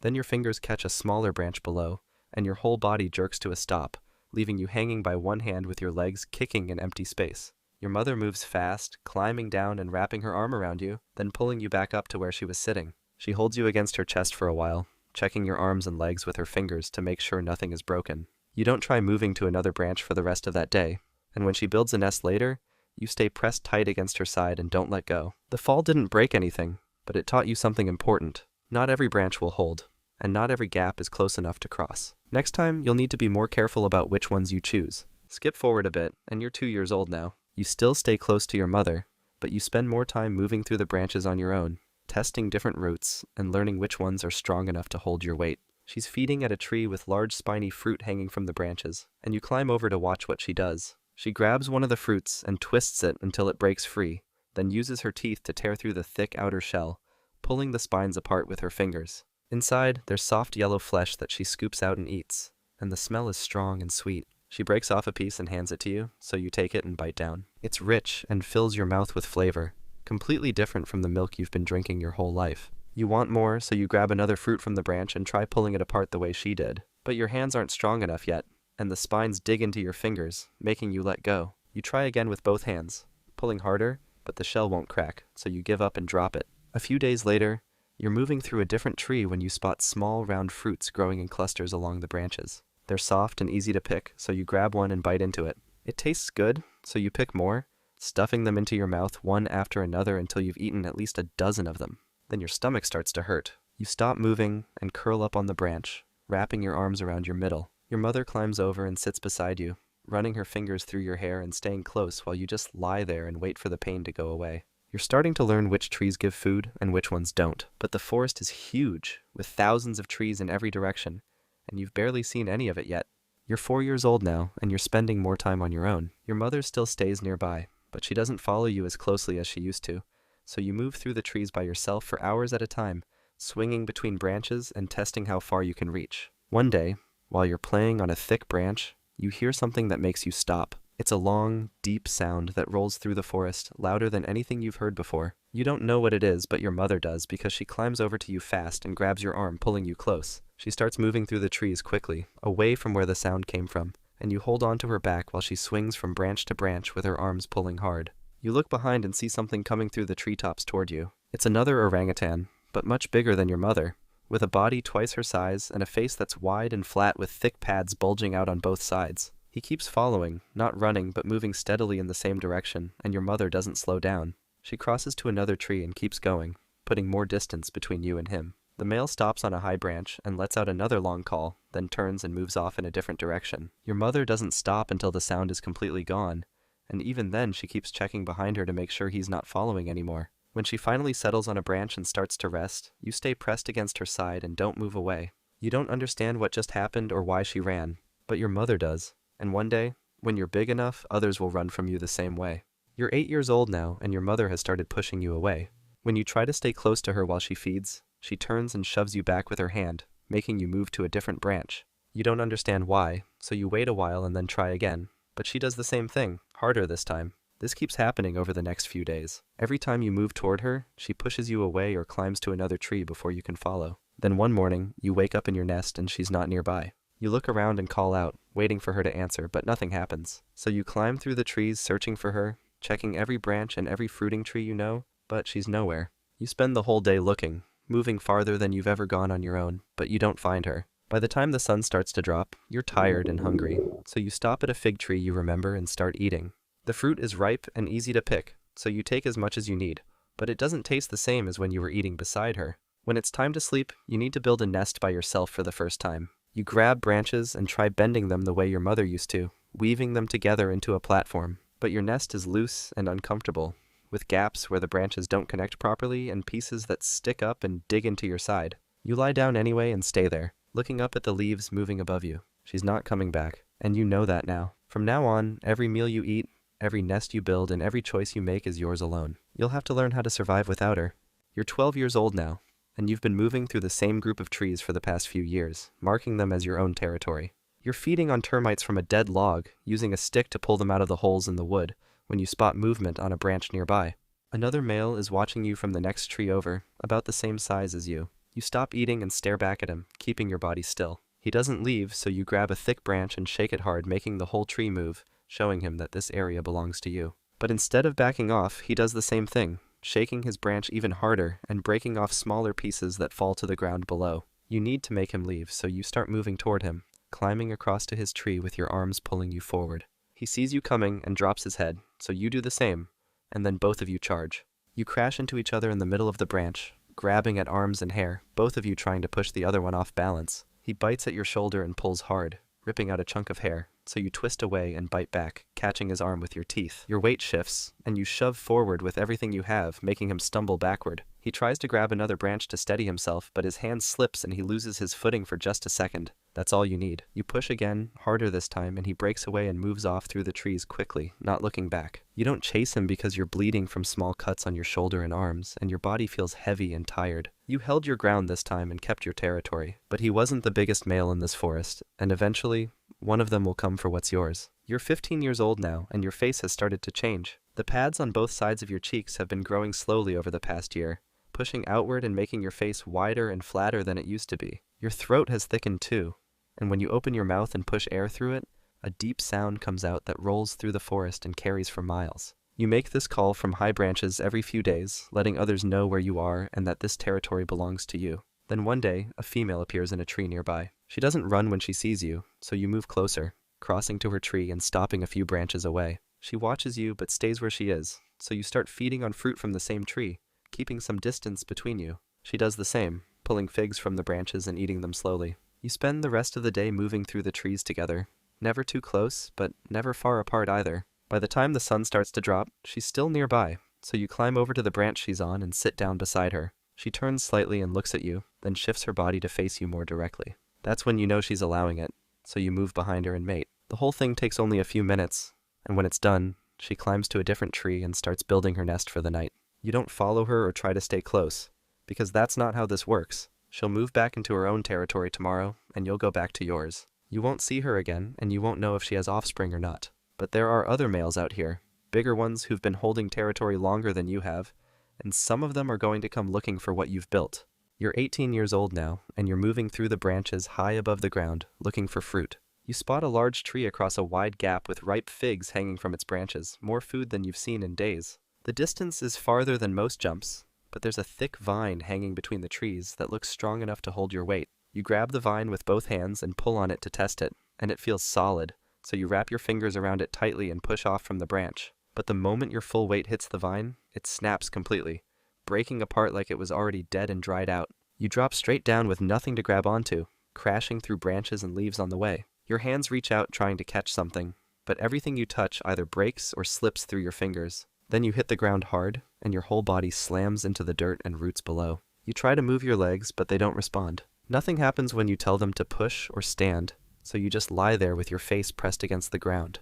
Your arms still work, so you try pulling yourself forward with your hands, dragging your body across the dirt, but you can't go far and you stop after only a few feet. Your breathing gets harder and more shallow, and your chest barely moves anymore. You turn your head slightly and see the trees rising up above you, the same ones you've been climbing through your entire life, but now they're too far away to reach. Your body stops moving. By the next day, ants have started crawling across your skin, and flies are landing on your face. The forest keeps going like it always has, and nothing about it changes just because you're gone. That was the orangutan. Next is the gorilla. You are born tiny and helpless in the dense undergrowth, relying entirely on the dominant silverback for protection, because if a new male violently takes over, he will kill you just to start his own bloodline. You slide out of your mother and land on soft moss, somewhere in Central Africa. She reaches down immediately and pulls you against her chest with both arms wrapped around your back. Your eyes are open, but everything around you is just shapes and shadows. You grip her fur with your fingers and hold on while she licks your face and head clean. Then, she lifts you higher and positions you against her breast. You find the nipple and begin feeding for the first time. The milk is warm and thick, and you swallow in short bursts while your mother supports your entire weight with one arm. A few hours pass, and she starts moving through the trees. You try to hold on, but your arms are too weak, so you slip and dangle by one hand. She catches you immediately and repositions you flat against her chest with your face pressed into her fur. You grip tighter this time, and she continues walking. That's when something else appears beside her. It's another young gorilla, much bigger than you, with its arms reaching out toward your face. Your mother swats it away with her free hand and makes a short barking sound. The juvenile backs off and moves to a different part of the group. Then, the sky opens and rain starts falling hard. Water hits the leaves above and pours down in streams. Your mother crouches low and bends forward with her back curved over you like a roof. You stay pressed against her chest while water runs off her shoulders and arms. Your fingers lock tighter into her fur and you don't let go. After a while, the rain stops and she straightens up. She grooms your head with her fingers, picking through the wet hair and pulling it to the side. You're still feeding when she starts moving again, this time slower, with her feet pressing into the mud below. Your hands are small now, but soon they'll need to support your entire weight on their own. You're 4 months old now. Your mother stops walking and lowers herself to the ground to feed on wild celery. You've been riding on her back all morning, so you slide down and land on the forest floor with your arms stretched out for balance. You need to try walking on your own, so you take a few steps forward on all fours with your knuckles pressed into the dirt. Your arms are longer than your legs, making your body tilt forward as you move. You take 3 more steps before your hand slips on wet leaves and you fall sideways into the moss. Your mother looks over but doesn't help, so you push yourself back up and keep going. That's when you spot something moving on a fallen log nearby. It's a millipede curling and uncurling as it crawls across the bark. You want to see what it is, so you walk toward it and reach out with one hand. Your fingers close around its body and you pull it toward your mouth. You bite down once and the taste makes you open your jaws immediately, dropping it back onto the log. Then, something huge moves past you. It's the silverback, your father, walking through the group with his shoulders twice as wide as your mother's. You freeze and watch him come closer. He stops right in front of you and lowers his head. You stay completely still while he reaches down with one finger and touches the top of your head gently before standing back up and continuing past. You try to follow him because you want to stay close, but your mother moves in front of you and blocks your path. She picks you up with both hands and positions you back against her chest. You grip her fur and turn your head to watch the silverback walk away. Soon you'll be strong enough to move with the group on your own, but not today. Skip forward and you're a year and a half old now. You're running through the undergrowth on all fours with your knuckles hitting the ground in rhythm. Your mother is feeding on leaves somewhere behind you, but you don't need to stay close anymore. 3 other young gorillas are playing nearby, so you run toward them to join in. You reach a vine hanging low between 2 trees and you want to test it, so you grab it with both hands and pull yourself off the ground. Your feet swing up and you hang there for a moment before the vine snaps and you drop back down, landing hard on your side. One of the other juveniles runs over and jumps on top of you, so you roll and grab his arm with both hands. You bite down gently on his wrist while he pushes your face with his free hand, making both of you tumble down a small slope together. You land at the bottom and he's still holding onto your shoulder, so you twist and shove him off. But then he pushes back harder and you cry out loud. Your mother barks once from up the hill and the other juvenile lets go immediately, backing away with his head lowered. You stand up and brush dirt off your chest with one hand. That's when you spot a termite mound, half buried in the roots of a tree. You've seen the older gorillas break these open before, so you walk over and hit it with your fist. A chunk breaks off and termites spill out across your hand. You bring your fingers to your mouth and lick them off, but some of the soldiers bite your tongue, making you drop the piece and shake your hand in the air. Then a loud crack echoes through the trees. The silverback stands up tall and starts beating his chest with both fists, making a sound like thunder rolling through the forest. Everyone stops moving. Your mother turns and starts walking fast through the bushes, so you run after her while the rest of the group follows close behind. You'll learn what that warning means soon enough. You're 4 years old now. Your mother is walking beside you with a new infant clinging to her chest. You're not riding on her back anymore because you're too heavy, so you move through the forest on your own with your knuckles pressing into the ground ahead of you. The group stops at a tree with ripe figs hanging from the branches. You're hungry and you want to eat, so you climb up the trunk with your hands gripping the bark and your feet pushing you higher. You reach a branch covered in fruit and start pulling the figs off one by one, stuffing them into your mouth. Then, an older juvenile climbs up beside you and shoves you hard with his shoulder, making you slide to the side. He takes your spot and starts eating the best fruit while you bare your teeth and scream at him. But he's bigger than you, so you climb down to a lower branch and grab what's left before dropping back to the ground. The group starts moving again and you follow behind them, but your stomach is still empty. You spot bamboo shoots growing near the path, so you stop and strip the outer layers with your teeth. You chew and swallow the soft inside while the rest of the group keeps walking ahead. After a while, you look up and realize they're gone. You can't see them anymore, so you run in the direction they went, with your arms swinging and your breath coming fast. You push through leaves and step over roots until you hear grunting ahead. You come out into a clearing and find the group standing still. The silverback is facing another male gorilla who must have wandered into the territory. Both of them beat their chests and charge forward, stopping just before they hit each other. The stranger turns and runs back into the trees, while your silverback makes a soft hooting sound, telling everyone it's over. One day you'll be the one defending something, or trying to take it. Skip forward a bit, and you're 8 years old now. Your back is starting to show patches of silver hair spreading across your shoulders. You're nearly as tall as the adult females, but still smaller than the silverback, so you stay near the edge of the group most of the time. You're feeding alone on wild celery away from the others when you hear branches breaking nearby. You look up and see another young male watching you from behind a tree. He's about your size with silver just starting to show on his back. He must be from a different group because you've never seen him before. He needs to pass through this area to get somewhere else, so he starts walking toward you slowly, with his head turned to the side. You both stop and stand completely still, watching each other and trying to figure out who's stronger. Then he keeps walking and moves past you toward a different feeding spot. You let him go without making any sound. You finish eating and head back toward your group. That's when you see the silverback standing up and looking directly at you. You want to get closer to the females, so you start walking toward them. But the silverback beats his chest once and the sound makes you freeze. You lower your head and move to the outer edge of the group instead. A young female is sitting nearby and you want to move closer to her, so you take a few steps in her direction. But the silverback sees you and charges straight at you, stopping right in front of your face with his mouth open. You back away immediately and move even further from the group.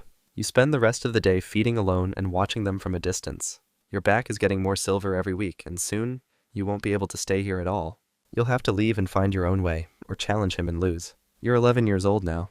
You've been traveling alone through the forest for months, with your back fully covered in silver hair and your arms thick with muscle. You need to find food, so you strip bark from a tree and chew the soft layer underneath while moving through unfamiliar territory. That's when you hear grunting in the distance. Other gorillas are nearby, so you move toward the sound and find a small group feeding in a clearing. 1 silverback, 3 females, and 2 juveniles.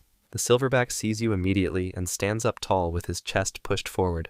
You want to stay in this area because there's food here, so you stand your ground and beat your chest with both fists. The silverback charges halfway toward you and stops, beating his chest back at you. You charge at him in response and both of you stop just before colliding.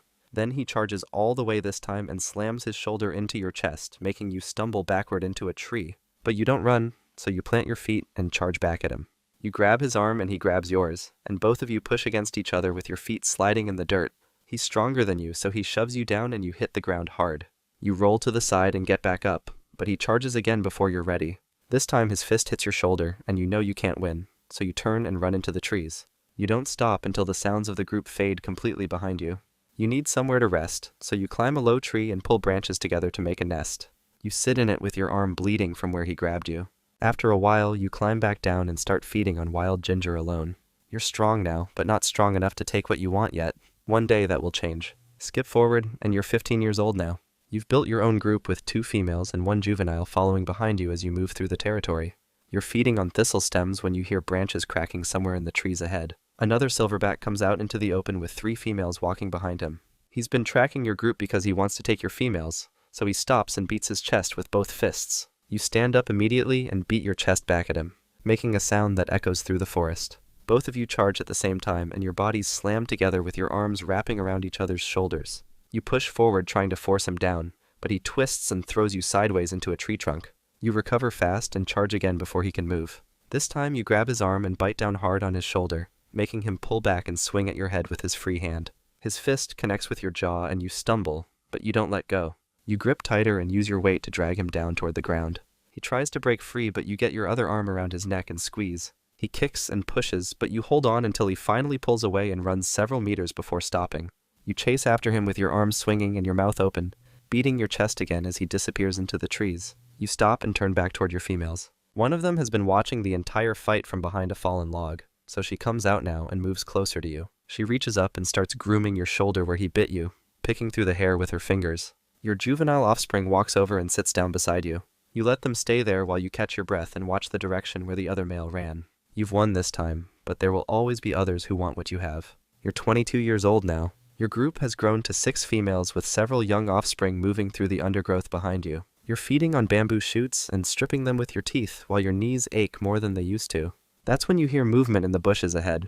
A younger silverback comes out into the open with his back covered in thick silver hair and his arms still fresh with muscle. He sees you and beats his chest immediately, so you stand up and beat your chest back at him. But your arms move slower than before and the sound isn't as loud. He charges straight at you and you move forward to meet him, but when your bodies collide, he's stronger. He grabs your shoulders and throws you down onto the ground with your back hitting the dirt hard.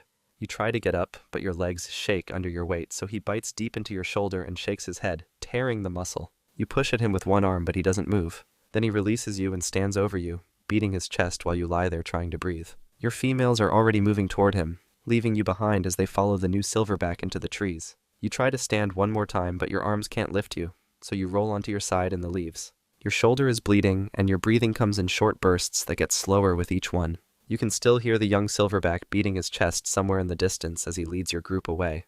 Your eyes close, and the sounds of the forest start to fade. That was the gorilla. Next is the bullet ant. You emerge into a fiercely territorial colony, destined to spend your entire life violently defending your tree with a sting so agonizingly painful, it literally feels like being shot. You hatch from an egg as a larva, somewhere in the Amazon rainforest. Your body is soft and pale, curled inside a chamber carved deep in the colony. Worker ants move around you in the dark, their antennae brushing against your skin as they check on you. One of them leans over your head and releases a drop of liquid from her mouth. You don't have legs yet, so you can't move toward it, but your mouth opens and you swallow what she gives you. It's thick and warm, made from chewed insects and nectar that she stored inside her body. Another larva sits beside you, already bigger than you are. A worker approaches with more food, but she feeds the other larva first. It stretches toward her and takes 2 full drops before she turns to you. You only get 1. Then she moves on to check the others in the chamber, leaving you pressed against the wall. Hours pass and more workers come in to feed the larvae. But then something breaks through the soil above your chamber. It's a beetle, small but fast, with sharp mandibles that cut through the packed dirt. Workers rush toward it, climbing over each other to block its path. The beetle bites into the larva next to you before 3 workers clamp onto its legs and drag it backward. The injured larva stops moving, its body going limp against the floor. 2 workers grab it by the head and pull it out of the chamber, disappearing into the tunnel with it. The beetle is still thrashing in the corner, but more workers pile onto it until it stops. Then they seal the crack it came through with fresh soil and saliva, packing it tight until no light gets in. You curl tighter into the wall as the workers return to their patrols. Over the next few days, they feed you constantly and your body swells until your skin feels too tight. Soon, something has to give. You're 3 weeks old now and your body has outgrown your skin. The pressure builds until a split runs down your back and you push yourself free from the old larval shell. But you don't stop there. Your body starts changing inside a thin cocoon that forms around you, sealing you in while workers continue moving past your chamber. Inside, your legs grow from nothing, 6 of them folding against your sides. Your mandibles harden into sharp cutting tools, and at the end of your abdomen, a stinger develops with venom sacs attached to it. Then the cocoon weakens and you tear through it with your new mandibles. You pull yourself out into the chamber as a fully formed worker ant, but your exoskeleton is still pale and soft. A worker moves toward you and taps your head with her antenna, so you follow her deeper into the nest. Your legs don't work the way you expect them to, and you stumble twice before reaching a tunnel that slopes downward. She leads you through it until you reach a smaller chamber packed with white eggs. The worker touches one of the eggs with her antenna, then moves aside. You need to care for these eggs now, so you lean down and begin cleaning the surface with your mandibles, brushing away any debris that's stuck to it. Other workers come in and out of the chamber, each one checking different eggs before leaving again. You move to another egg and repeat the process, mandibles working carefully over its smooth surface. Over the next few days, your exoskeleton darkens to black and your movements become steadier.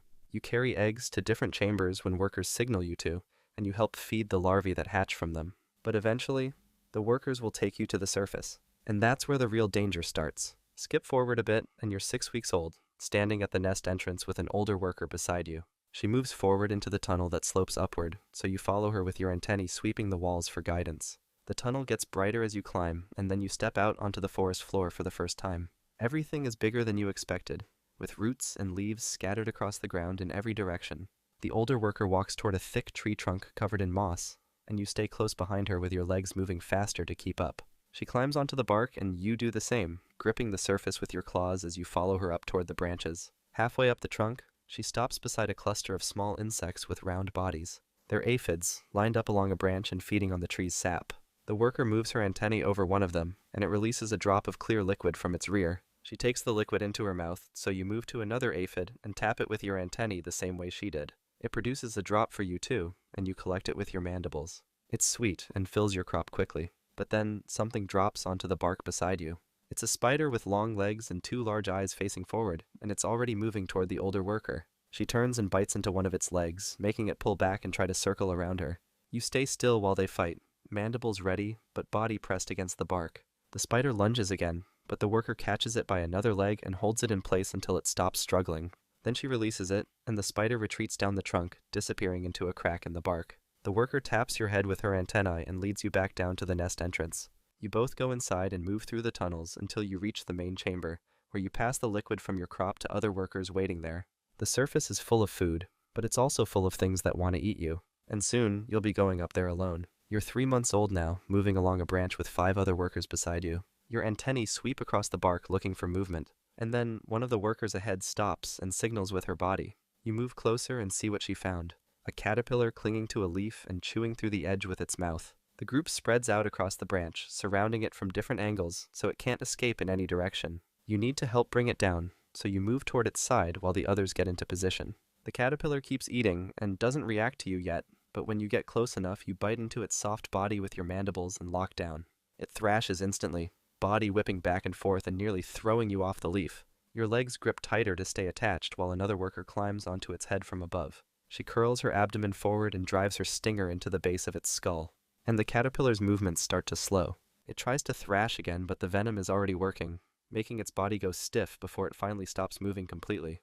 The rest of the group moves in and begins tearing pieces from its body with their mandibles. You bite into a section near the middle and pull until a chunk separates. Then you carry it back down the branch toward the nest entrance. Other workers follow behind you with their own pieces. forming a line that stretches from the kill site all the way down the trunk. When you reach the nest, you bring your piece inside and pass it to workers waiting in the main chamber. They'll break it down further and feed it to the larvae. You've hunted smaller insects before, but this is the first time you've taken down something this big with a group. Your stinger is fully developed now and loaded with venom, and soon you'll need to use it on something that fights back harder than a caterpillar. You're 6 months old now, walking along the forest floor near the nest entrance when you detect something wrong. There's a foreign scent in the air that doesn't belong to your colony, so you rush back toward the opening and release a chemical signal from your body. Within seconds, other workers start pouring out of the nest with their mandibles open and antennae searching for the threat. Then you see them, a group of ants from a rival colony moving across the ground toward your entrance. They're the same species as you, but they belong to a different queen, which makes them enemies. The first invader you reach is larger than you are, and she moves forward with her mandibles spread wide. You need to stop her before she gets any closer, so you grab one of her legs with your mandibles while she tries to bite your head. But you twist your body to the side and curl your abdomen forward, driving your stinger into the joint between her head and thorax. The venom works fast, making her release your leg immediately and stumble backward with her movements turning jerky and uncoordinated. She tries to steady herself, but her legs give out and she collapses onto her side with her body still twitching. You step over her and move forward to where more workers from both colonies are fighting across the ground. Mandibles lock together, while stingers curl and strike at any exposed joint they can reach. Another invader rushes toward you from the left, so you turn to face her and raise your abdomen in warning. She lunges anyway and grabs your antenna with her mandibles, pulling hard enough to tear part of it off. The damaged antenna stops working properly, but you drive your stinger into her side before she can bite again, and she releases you to deal with the venom spreading through her body. The battle continues for several more minutes until the invaders start retreating back toward their own territory. Your colony has lost a few workers, but the rival colony lost more, so they give up and disappear into the leaf litter. You return to the nest entrance with your torn antenna and damaged leg. The venom in your stinger causes more pain than any other insect can deliver, and now you know exactly how to use it when something threatens your colony. Skip forward a bit and you're 10 months old, climbing alone up a thick vine that wraps around a tree trunk. You need to find nectar to bring back to the colony, so you follow the vine higher into the branches where white flowers cluster together near the top. When you reach them, you bite into the base of one flower with your mandibles and begin feeding on the sweet liquid inside. Then something moves above you on the stem, and you stop feeding to look up. There's a praying mantis perched on the vine with its body pressed flat against the green surface, and it's watching you with its head tilted to the side. You need to decide if it's a threat, so you stay still for a moment while your antennas sweep toward it. The mantis doesn't react and just keeps staring, so you turn back to the flower and continue feeding with your mandibles working at the base. But then the mantis strikes without any warning, both of its front legs shooting forward and clamping around your thorax. The grip is too strong to break free from. So you curl your abdomen forward as fast as you can and drive your stinger into the joint where its leg meets its body. The mantis holds on, but you sting again in the same spot, and then a third time until its leg starts spasming. That's when it finally releases you and pulls back, but you're already losing your grip on the vine. You fall through the leaves and branches below, your legs trying to grab onto something but missing everything. Then you hit the forest floor hard with your body slamming into the dirt and leaf litter. Your legs are still working and you can move, but one of your antennae is crushed and bent at an angle that makes it useless for detecting chemicals. You need to get back to the nest, so you start walking across the ground while following the chemical trails left by other workers. The path is clear enough even with one antenna, and after a while you reach the entrance and go back inside. You survived but barely made it back. The higher you climb looking for food, the more predators are waiting up there to catch you. You're 1 year old now, walking through the tunnels when you notice workers moving faster than usual. They're all heading toward the upper chambers where hundreds of winged ants are gathering together, and you need to see what's happening. So you follow them up and watch as these larger ants prepare to leave the nest. They're elates, the reproductive members of the colony with wings attached to their bodies, and today they're going to fly out and start new colonies somewhere else in the forest. You stay near the entrance as a guard, while the first wave of elates pushes through the opening and lifts into the air above the nest. More follow behind them until there are dozens flying in circles above the trees. And then they start spreading out in different directions. But something drops through the group from above, and you see a bird snap its beak around 3 of the winged ants in a single pass. The rest keep flying, while the bird turns and dives through them again. Then a mated queen lands on the ground near you, her wings already torn off and lying beside her in the dirt. She needs to start digging immediately to create a new nest before something finds her, so she begins scraping at the soil with her legs and mandibles. But then a lizard appears from behind a fallen log with its tongue already extending toward her. The tongue wraps around her body and pulls her back into its mouth before she can dig more than a shallow depression in the ground. The lizard swallows and walks away while more elates continue landing and taking off around the area. You return to your position at the entrance and watch as the swarm gets smaller above you. Most of them will die before they can start a new colony, but a few will survive and produce workers just like you. You'll never reproduce yourself because you're a worker, but the colony will keep growing and producing more elates every year. And you'll defend it until something finally stops you. You're 1.5 years old now, which is older than most workers in the colony ever get to be. You're out foraging alone along a trail you've walked hundreds of times before, following the chemical markers left by other workers who passed through earlier. The path runs along the forest floor between fallen leaves and exposed roots, and you're searching for anything worth bringing back to the nest. Then the ground moves beneath your legs, and you stop walking to check what's happening. But before you can react, another ant breaks through the soil directly in front of you with her mandibles already spread open. She's a trapjaw ant, and her jaws are built to snap shut faster than you can move. You try to back away, but she's already too close, and her mandibles close around your waist with enough force to cut straight through your exoskeleton. The impact separates your body into 2 pieces, front and rear, and both halves fall in different directions. Your rear segment lands in the dirt with your stinger still flexing and trying to strike at something that isn't there anymore. Your front half hits the ground with your legs grasping at the air, but nothing connects and your mandibles open and close without finding anything to grab onto. You can still see the forest floor in front of you and the trapjaw ant moving closer. But your legs stop working, and your antennae go still. Then she grabs your front segment with her mandibles and starts pulling it backward toward the hole she came from. She drags you underground while your vision fades. And the last thing you see is the tunnel walls closing in around you. Above ground, workers from your colony continue walking along the same trail, following their chemical markers and searching for food. The forest keeps moving around your pieces, and within hours, other insects will find what's left and carry it away to feed their own colonies. That was the bullet ant. Next is the green anaconda.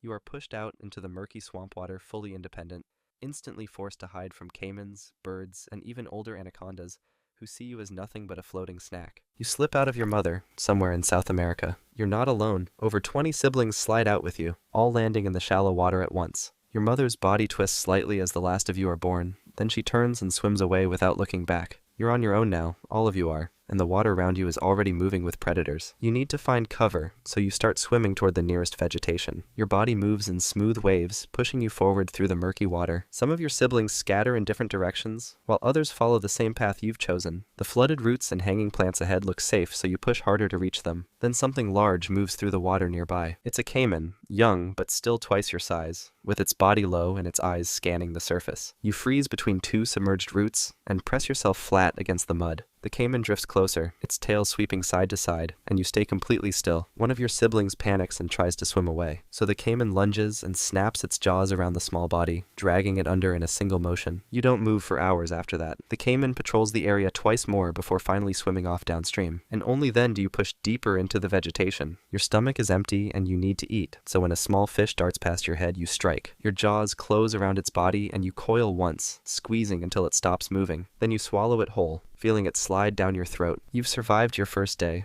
but the water is full of things that see you as food. For now, you're the prey. Skip forward a bit, and you're 6 months old now. You're nearly 1.5 meters long, and you've learned how to hunt from below the surface. You position yourself near the riverbank with only your nostrils above the water, waiting for something to come close. Your body stays completely still while the current moves around you, and nothing on land can tell you're there. Then a capybara walks down to the water's edge. It stops and lowers its head to drink, standing just a few steps from where you're waiting. You watch its front legs shift closer, then closer again, until it's within range. You need to move fast, so you push forward and lunge out of the water with your jaws opening wide. Your teeth sink into its back leg and it tries to pull away, but you're already dragging it backward into the river. The capybara kicks and thrashes as the water closes over its head, trying to break free, but you coil your body around its chest and start squeezing. Your muscles tighten with each breath it tries to take, making it harder for air to reach its lungs. It struggles for several minutes, twisting and kicking, but your grip doesn't loosen. Then its movements slow, and a few seconds later, it stops fighting completely. You hold it under for a while longer just to be sure, then you release your coils and let the body float. Your jaws are still locked around its leg, so you start working your mouth forward over its head. Your jaw stretches wider than your skull, the ligaments pulling loose to make space, and you slowly pull the capybara's body into your throat. It takes nearly half an hour to swallow it all, but eventually the last of it disappears and you feel the weight settle inside you. You've made your first big kill, but something upstream has noticed the commotion. You're 2 years old now, and you've claimed a stretch of river where prey comes regularly. You're lying on the muddy bank with your body stretched out in the sun,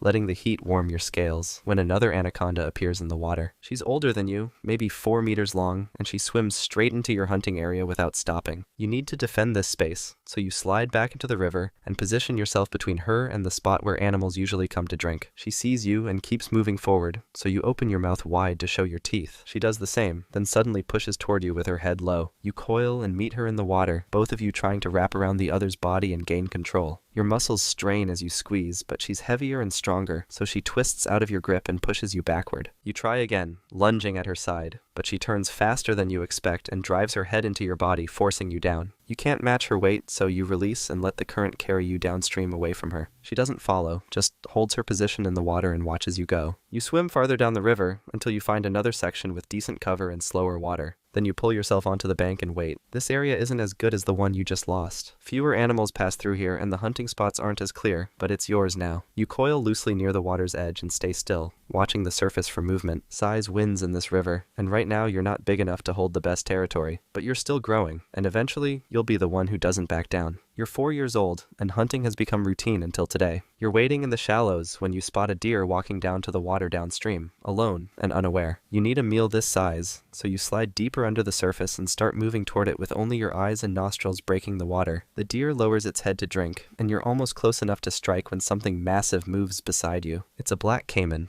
over 4 meters long with jaws built for crushing bone. It sees the deer too and charges from the bank, so you lunge forward at the same time and clamp your jaws around the deer's back leg. The caiman bites down on its neck from the other side, and the deer screams as both of you pull in opposite directions. You coil around its body and squeeze, trying to drag it into deeper water, but the caiman is bracing itself on land and pulling the other way. The deer's body stretches between you, and you can hear the caiman's teeth grinding as it tries to crush through the spine. You pull harder, wrapping more of your body around the deer's hindquarters, but the caiman suddenly twists its head and rips a chunk of flesh free. The deer's leg slips from your mouth, and the caiman drags the whole carcass onto the bank in one violent motion. You stay in the water and watch as it tears into the body, eating quickly with its head tilted back. There's nothing left for you to take, so you turn and swim back upstream. You spend the rest of the day hunting smaller prey, catching fish and a few water birds that come too close to the surface, but none of them fill you the way that deer would have. You'll remember this, and next time you won't share. Skip forward a bit, and you're 7 years old now. The water levels have dropped with the dry season, and something inside you changes. You need to find a mate, so you start moving through different parts of the river, searching for the right signals. Then you pick up a scent trail in the water, chemical traces left by a female somewhere upstream, so you follow it. After hours of swimming, you find her basking on a mud bank. She's massive, over 7 meters long with her body coiled loosely in the sun. Another male is already there, smaller than you, lying near her tail. You need to get closer, so you slide onto the bank and move toward her. The other male lifts his head and opens his mouth, showing his teeth, but you don't stop. You're bigger and heavier now, so you push forward and he lunges at you. You meet him in the shallow water with your bodies wrapping around each other, both trying to gain control. He squeezes hard, but you're stronger, so you twist and force his head under the surface. You hold him there, coiling tighter around his body until his movements slow, and he goes limp. Then you release him and watch as he drifts away with the current, still breathing but too weak to fight anymore. The female stays on the bank and doesn't move as you slide up beside her. You coil your body alongside hers, matching her position, and she allows it. Mating lasts for hours with both of you wrapped together in the mud, your bodies tangled so tightly that you can barely tell where one ends and the other begins. After it's done, you separate and slide back into the water. She stays on the bank and you swim away downstream without looking back. In a few months, she'll give birth to dozens of young, but you'll never see them. You're 12 years old now, and nothing in this river challenges you anymore. You're over 7 meters long and weigh more than 100 kilograms, so you've decided to return to the territory you lost years ago. You swim upstream for days until you recognize the bend where the female pushed you out, and when you arrive, she's still there basking on the same mud bank. She sees you come out of the water and starts moving toward you, but this time she's the one who's smaller. You hold your position on the bank and watch as she gets closer, then stops a few meters away. She circles once, looking at your size, then turns and slides back into the river without trying to fight. The territory is yours again. A few days later, you're wading in the shallows when a young caiman walks down to the water's edge. It's maybe 1.5 meters long, big enough to be a decent meal, so you stay completely still and let it come closer. It steps into the water to drink, and that's when you strike. Your jaws close around its body just behind the front legs, and you drag it under before it can react. The caiman twists and tries to bite back, but you're already coiling around it with your body wrapping tight over its legs and chest. You squeeze harder, feeling its ribs start to bend under the pressure. Then you hold it underwater and wait. It struggles for a while, thrashing and rolling, but eventually its movements slow and then stop completely. You keep it submerged for several more minutes just to be certain, then you start the process of swallowing it. Your jaws stretch wide and you work your mouth over its head, pulling it in slowly. It takes nearly an hour to get the whole body down.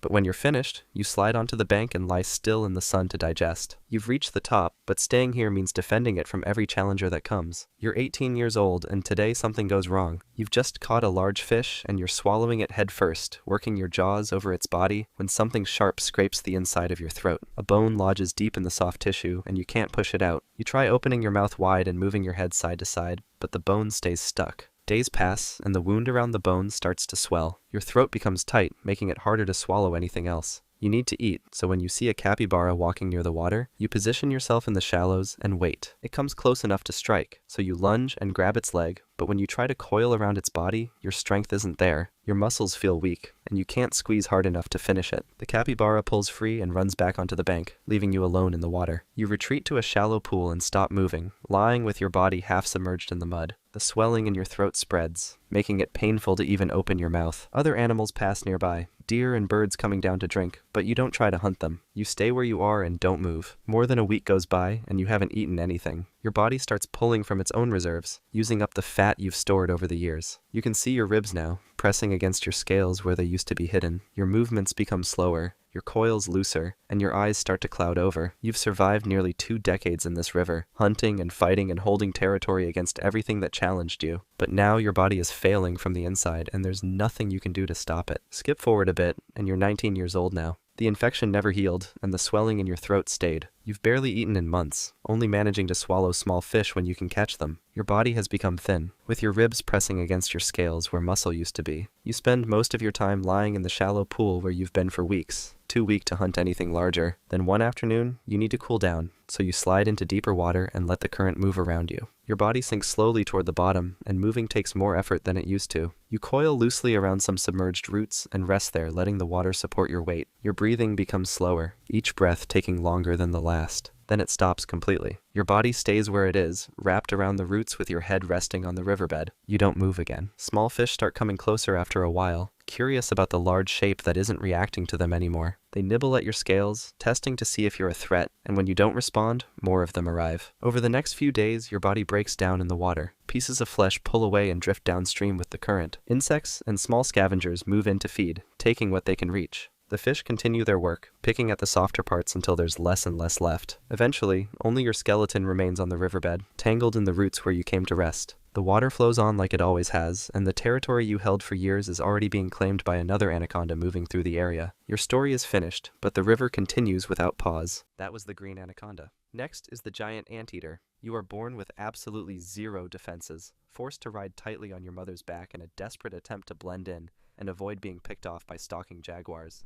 You slide out of your mother onto her back, somewhere in South America. Your eyes are barely open, and you can't see much, but your claws grip into her thick fur and lock in place. Then, your mother stands and starts walking, and you feel her body shift beneath you with each step. You need to hold on or you'll fall, so you press your claws in deeper and flatten yourself against her. She moves through tall grass that brushes against your side, and the rhythm of her walking rocks you back and forth. You adjust your grip every few seconds, trying to stay balanced while she keeps moving forward without slowing down. That's when another anteater appears ahead, blocking her path. It's a male, and he steps closer with his head low and his claws scraping the ground. Your mother stops walking. Then, she rears up on her hind legs with you still clinging to her back, and you grip even tighter to avoid sliding off. She slashes her claws forward in a wide arc, and the male steps back and watches her. She slashes again, this time closer to his face, and he turns and walks away into the grass without looking back. Your mother drops back down onto all fours, and the sudden movement almost shakes you loose, but your claws hold, and after a moment she starts walking again like nothing happened.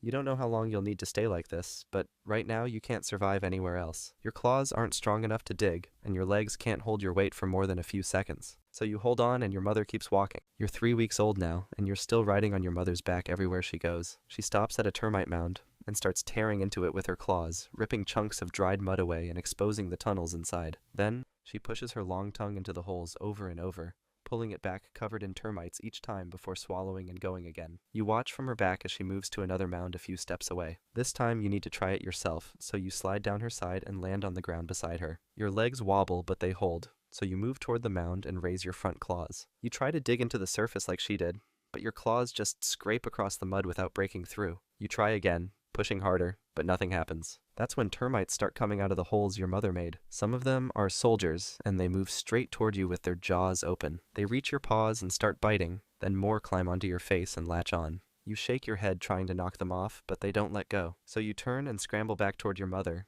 climbing up her leg and onto her back again while shaking your paws. She keeps feeding like nothing happened, her tongue moving in and out of the mound, while you stay pressed against her. You stop shaking after a while and just watch her work, seeing how her claws break through and how her tongue moves. Your claws aren't strong enough yet to tear through the mounds, but they're growing every day, and eventually they'll be long enough to dig like hers. You're 3 months old now, and your claws have grown long enough to use. You're still riding on your mother's back when she stops at a fallen log covered in ants, and she starts tearing pieces away with her claws. This time, when she begins feeding, you need to try again, so you slide down and land beside the log on your own. You dig your claws into the rotting wood and pull, and the soft material breaks apart easily, exposing the ants inside. They start pouring out of the gap you made, so you push your tongue into the opening and pull it back with ants stuck to it. You swallow and do it again, and it works. That's your first real meal that you caught on your own. You keep feeding until the wood is torn apart and the ants stop coming out.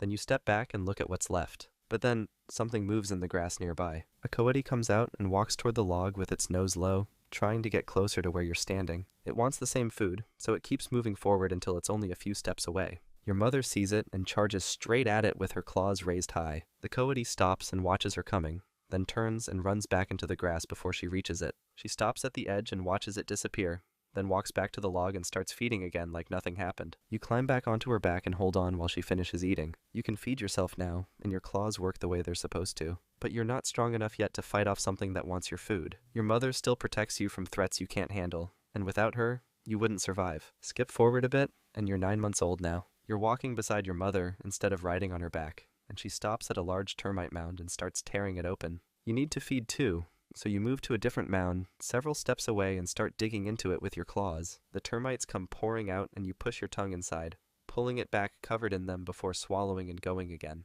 You keep feeding for a while, focused on the mound in front of you. Then, you hear something moving through the grass behind you. You turn and see a jaguar coming out of the grass with its body low to the ground, walking straight toward you. It's close enough that you can see its eyes locked on you, so you rear up on your hind legs like your mother taught you and slash your claws forward through the air. The jaguar stops and watches you, then starts moving to the side, trying to circle around you. You turn to keep facing it with your claws still raised, and it keeps circling slowly without looking away. But then, your mother appears beside you and rears up on her hind legs too. She's much bigger than you, and her claws are longer, so when she slashes forward, the jaguar takes a step back. It looks at both of you standing together, then turns and walks away into the grass without running. You stay on your hind legs until it's gone, then drop back down. Your mother drops down too and walks back to her mound, and you return to yours and start feeding again. Your claws made the jaguar stop, and that's the first time they've actually worked against something dangerous. But you're not strong enough to face a predator alone, not yet.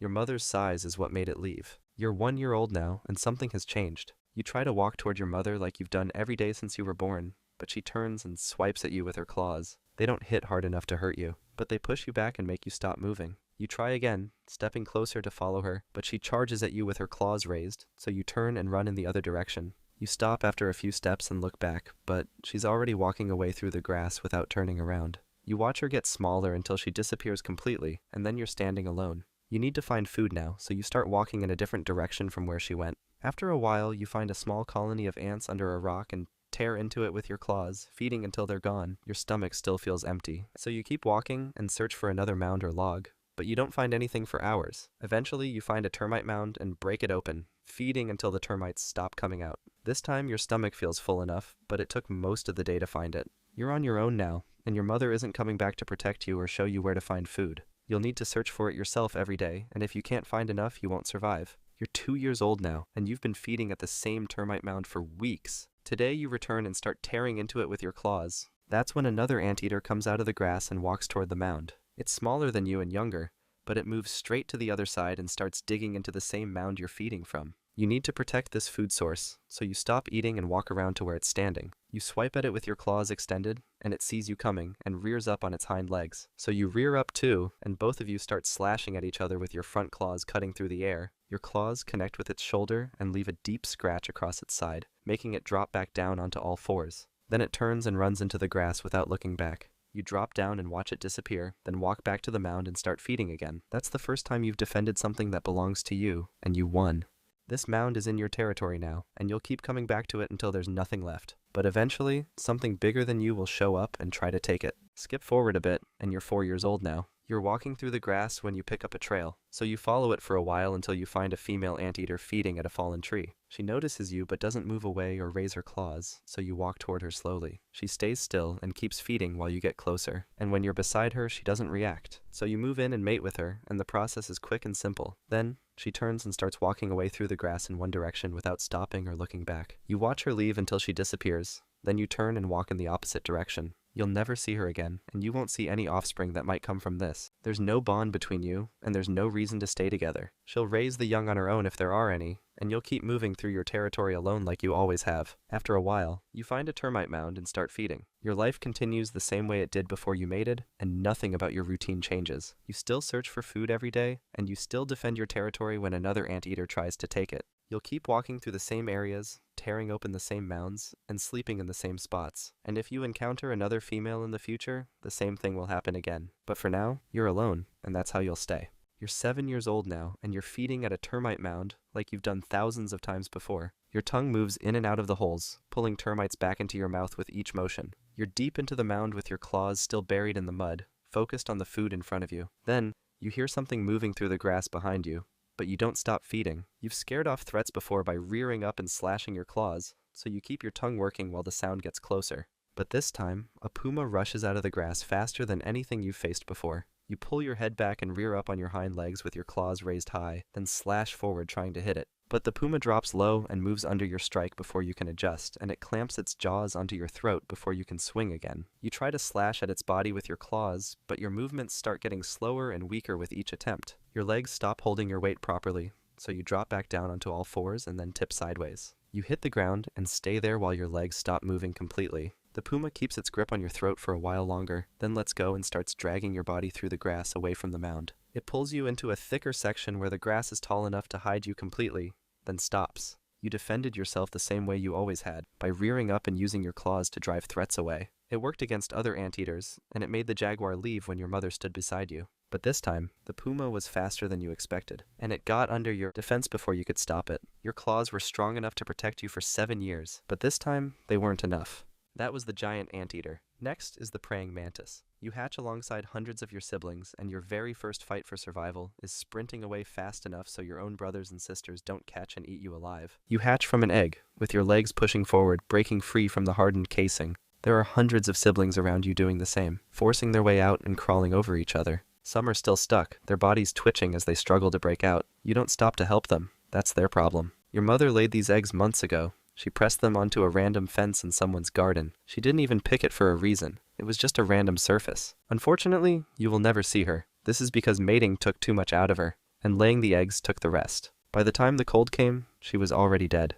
The frost buried her, erased her, and made sure there was nothing left. But the eggs survived. Now the air is warm again, and you're out. As you come to your senses, the world around you is already moving. Siblings crawl over each other, running around in different directions. Some move fast, already trying to get away. Others sit still, twitching like they haven't figured out what to do yet. Then your instinct kicks in. You don't even think about it, you just bite down. The sibling in front of you barely reacts. It's smaller and weaker than you. It hesitates for a second, its legs fumbling beneath it as if it doesn't know where to go. Maybe it doesn't understand what's happening. Or maybe it never even had a chance to. It turns slightly towards you, its mandibles opening just a little like it's about to do something. Run, fight, ask for help? It doesn't matter. It's too late for that. You bite again, harder this time. It kicks its legs, but there's no strength behind it. It starts twisting, as if that will make a difference. Your mandibles cut through the soft exoskeleton, breaking past the surface. Its body starts shaking, then slows and completely stops. You keep eating, tearing away soft pieces and swallowing without hesitation. The body beneath you goes still, but it doesn't matter. It's not a sibling anymore, just food. You look up and see that others are doing the same thing, eating everyone else around them as if they are fighting over scraps. They are much faster and much more confident. You don't plan on falling behind, so you keep eating. Then after some time, you move away from the place you were born, leaving behind your siblings, still tearing each other apart. Some will survive and grow, and others won't. Either way, you don't look back. You climb onto a plant stem with legs gripping the surface as it sways slightly under your weight.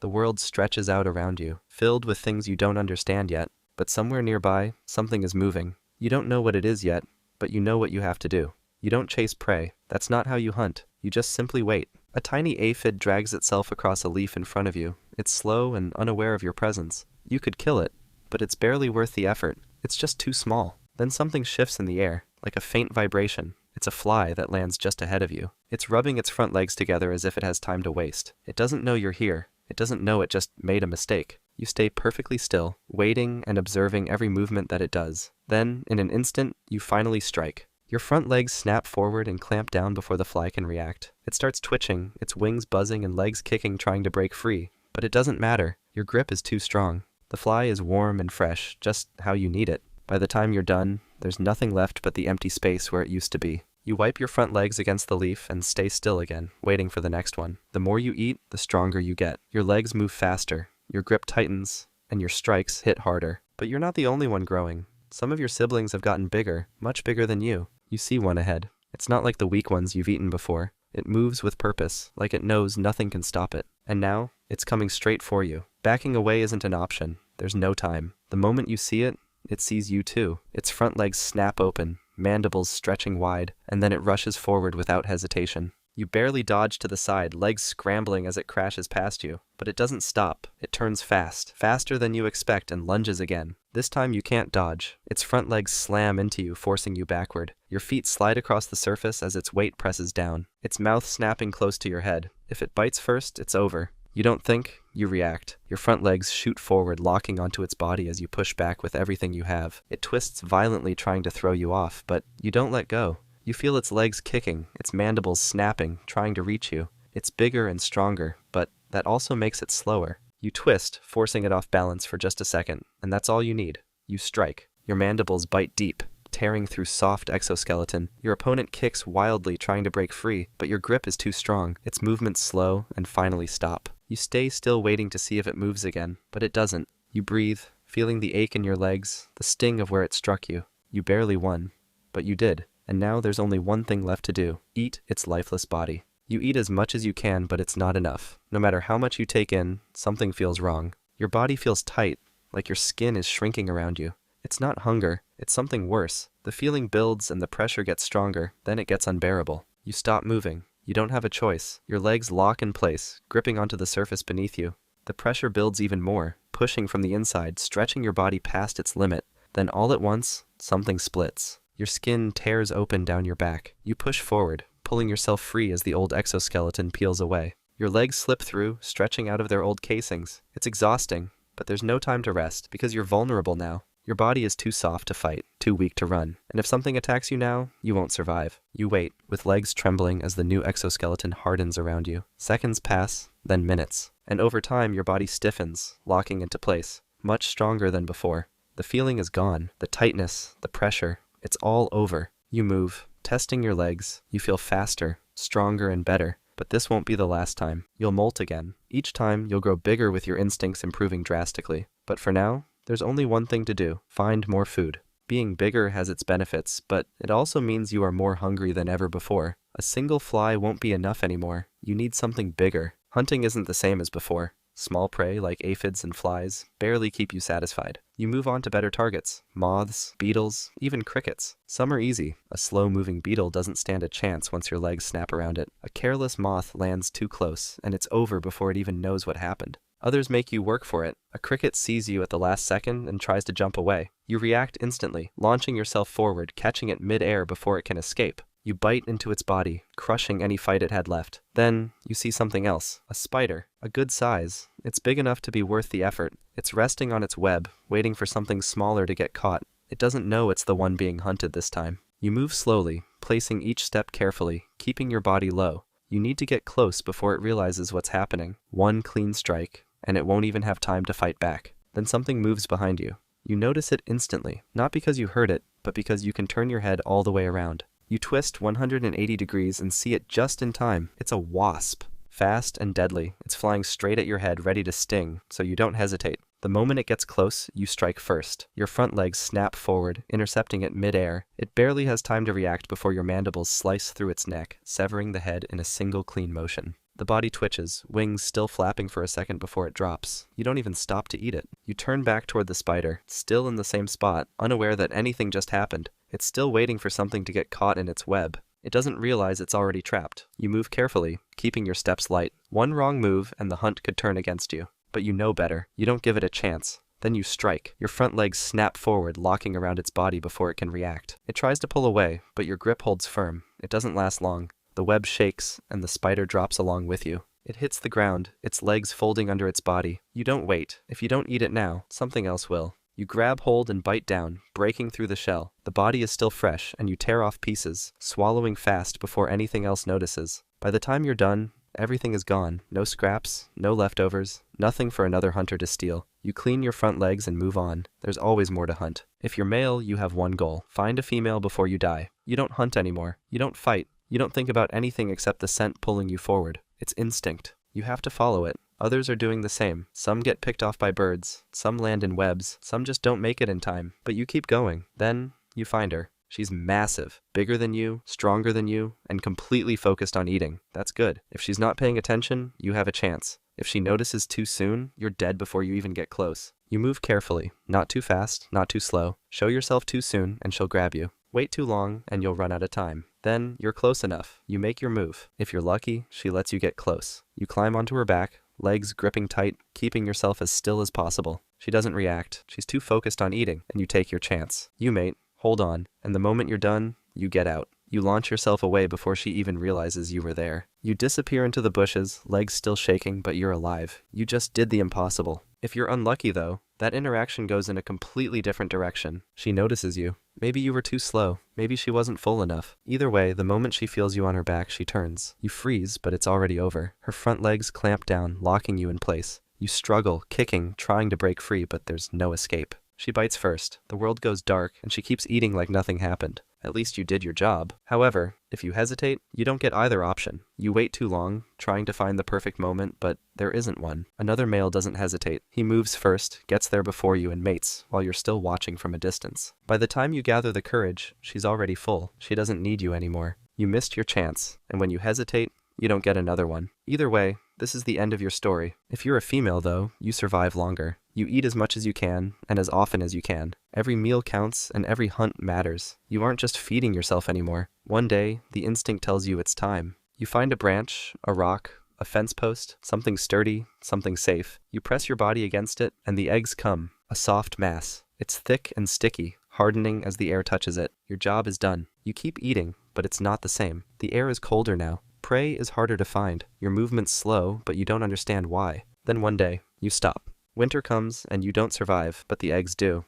They will stay hidden, locked away in the hardened shell, waiting for the warmth to return. And when it does, they will hatch. And the cycle begins again. That was the praying mantis. Next is the assassin bug. You are thrust into a microscopic war zone, where your only chance of survival is stabbing your venom into much larger prey, and literally melting their insides before they can crush you. You hatch from an egg after your mom laid a cluster of them on the side of a leaf a couple of weeks ago. You quickly climb out of the eggshell and begin walking across the leaf surface. Your first task is to get some food, so that you'll have energy in case anything tries to eat you. While walking down the stem, you bump into another hatchling that's climbing the same direction. The two of you shove past each other and continue without fighting. Then, you spot an aphid sucking sap on another stem. You approach and lunge at it with all your strength but miss. The aphid drops off the plant and escapes. You stumble forward with your beak still extended and nearly fall off the stem yourself. Even though you can strike, you don't yet know how to kill properly. Nearby, one of your siblings successfully spears an aphid and begins to feed. The instinct to steal kicks in and you start to approach. You creep closer, waiting for the right angle. The sibling changes its position, lifting the aphid up. You use that moment and crawl behind it, ready to steal. While it is focused on feeding, you lunge and pierce the aphid with your beak. You quickly wrestle it free and back away with the prey. Your sibling jerks around, confused, looking upward as if something flew down and stole it. Then, another sibling notices and moves toward you, curious about what you're holding. You clutch the aphid tighter and sprint up a stem, keeping the distance between you. But before you can fully retreat, you see the first sibling, the one you stole from, crash out on the other one. It lunges at it, punctures its head, and begins to drink. The victim kicks once and goes still while the blood is drained from its body. You don't wait around. You crawl further onto the leaf, clutching your first stolen meal. You pierce it yourself and suck out the fluids until nothing is left. For now, you've learned how to steal. But that won't be enough to survive. you'll need to learn how to hunt. Skip forward a bit, and you're 2 weeks old now. You've left the area where you've been born behind, and you've ventured further to avoid competition with your siblings. Ahead of you, you spot a long column of leafcutter ants marching forward. Each one of them carries a bright green leaf above in its jaws. You walk up closer with your beak lowered and lunge at an ant that wasn't near the group. You pierce its head and it stiffens instantly, so you toss it aside and go for another one. You approach it from behind and stab it, killing it quickly. Then you drag it under a leaf where you feed and suck the body empty. But the ants don't stop coming. More of them keep walking up, hoping to cut leaves from this area. You lunge at a third one and stab it through the abdomen, flipping it onto its back. Then the others notice. They instantly drop their leaves and start running towards you. You stab one through the chest and kick it away, then pierce another through the head. They slam into your legs, each hit knocking you sideways as more close in. You strike again and again, leaving bodies on the ground. The ants are too big to carry whole, so you tear off their heads and hook them onto your back. Each head is light enough to carry, and the hard shell gives you cover if something tries to strike from above. But more ants keep coming out of their nest. One clamps onto your front leg and twists it aside. Another bites into your side, cutting deep. You shake hard, pull it free, and stab it until it stops moving. The ant army keeps rushing forward. You can't fight them all, so you decide to run. You sprint across the forest floor with the ant heads rattling on your back. They chase you over leaves and sticks without slowing down. You scramble up the nearest branch, stabbing the ones that catch up and shaking others loose until they fall. A few hang on longer, so you crush them against the bark and leave only the heads behind. When you reach the thinner branches, the ants stop climbing. They turn back toward the ground while you cling above. You've survived this time, and now the dead heads on your back carry their scent. If you meet another squad of ants again, maybe you can use it to blend in. You're 1 month old now. While exploring, you found a weird entrance into a rock. The crack is wide enough for you to slip inside, so you walk forward, careful of any danger ahead. The air is damp and filled with the faint sound of chewing. You push deeper and find a cluster of termites. Termites are perfect for you because they're soft enough to eat and small enough that you can use the whole body for your armor. You strike the nearest one with your beak and it freezes in place. That's when you use your secret power.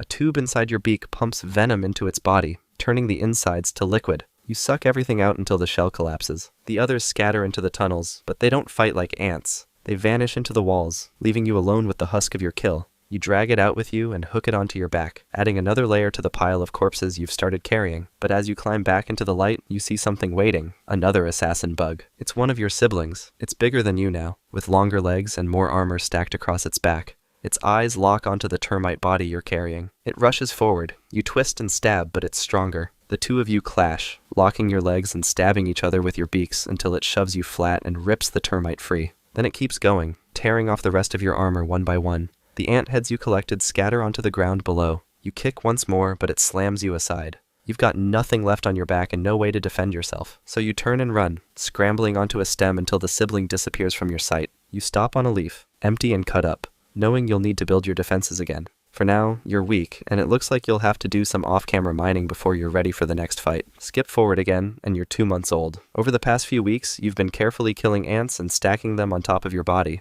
Now your armor is thicker and filled with the smell of ants, so you decide to go on a spy mission. You find a column of leafcutter ants, marching with leaves held above their heads. You crawl closer and slip into the line, hoping that they won't notice. And it works, so you keep walking with them all the way to the nest entrance. A guard steps forward and blocks the group. You freeze, certain he's going to catch you. He leans close with his antenna brushing against your armor. He sniffs once, then presses even closer like he's about to strike. But after a moment, he steps aside and lets the group pass. You walk into the colony with him watching from behind. The tunnels are packed with ants moving in both directions, but none pay attention to you. You walk deeper until you find a chamber filled with eggs. You start feeding fast, piercing them one after another and drinking them dry. Then an ant spots you. It freezes, then turns back to alert the others. But you strike before it can even move. You stab once, dropping the body onto the floor, but 2 more appear from the far side of the chamber. You don't attack this time, you run. You sprint through the tunnels, shoving past ants as they start to realize something is wrong. You burst out of the entrance and see the guard still there. He charges, but you slam into him head-on, flipping him onto his back. His legs thrash as he blocks the tunnel,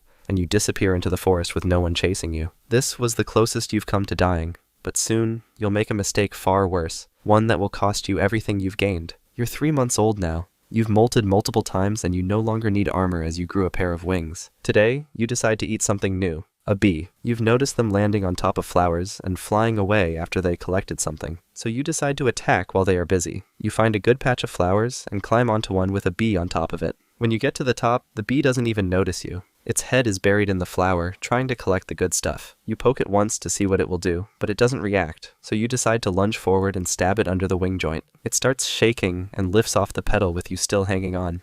The wings buzz, and the ground fades away as the bee climbs higher into the air. You rotate your body until your legs catch its underside, clinging tight so you don't slip down and fall. You can't think of another way out, so you do what you know best. You stab. Your mouth drives into its head and you start drinking its insides. The bee twitches, slows down, and then stops moving while you're still high in the air. Then the body drops, so you let go, falling next to it. In that same moment, another bee flies past. You grab on, jabbing into its back. It panics, diving downward in loops. You stab again, not deep enough to kill, just enough to make it panic even harder. The ground rushes up fast. At the last second you release. You drop onto the flower you started from, while the bee crashes into the grass below. It lays for a second, then stumbles back into the air and escapes with a clumsy flight. You leave the flower and crawl down the stem, not wanting to push your luck with more bees circling above. But after all that fighting, something else begins to grow inside you. The urge to breed.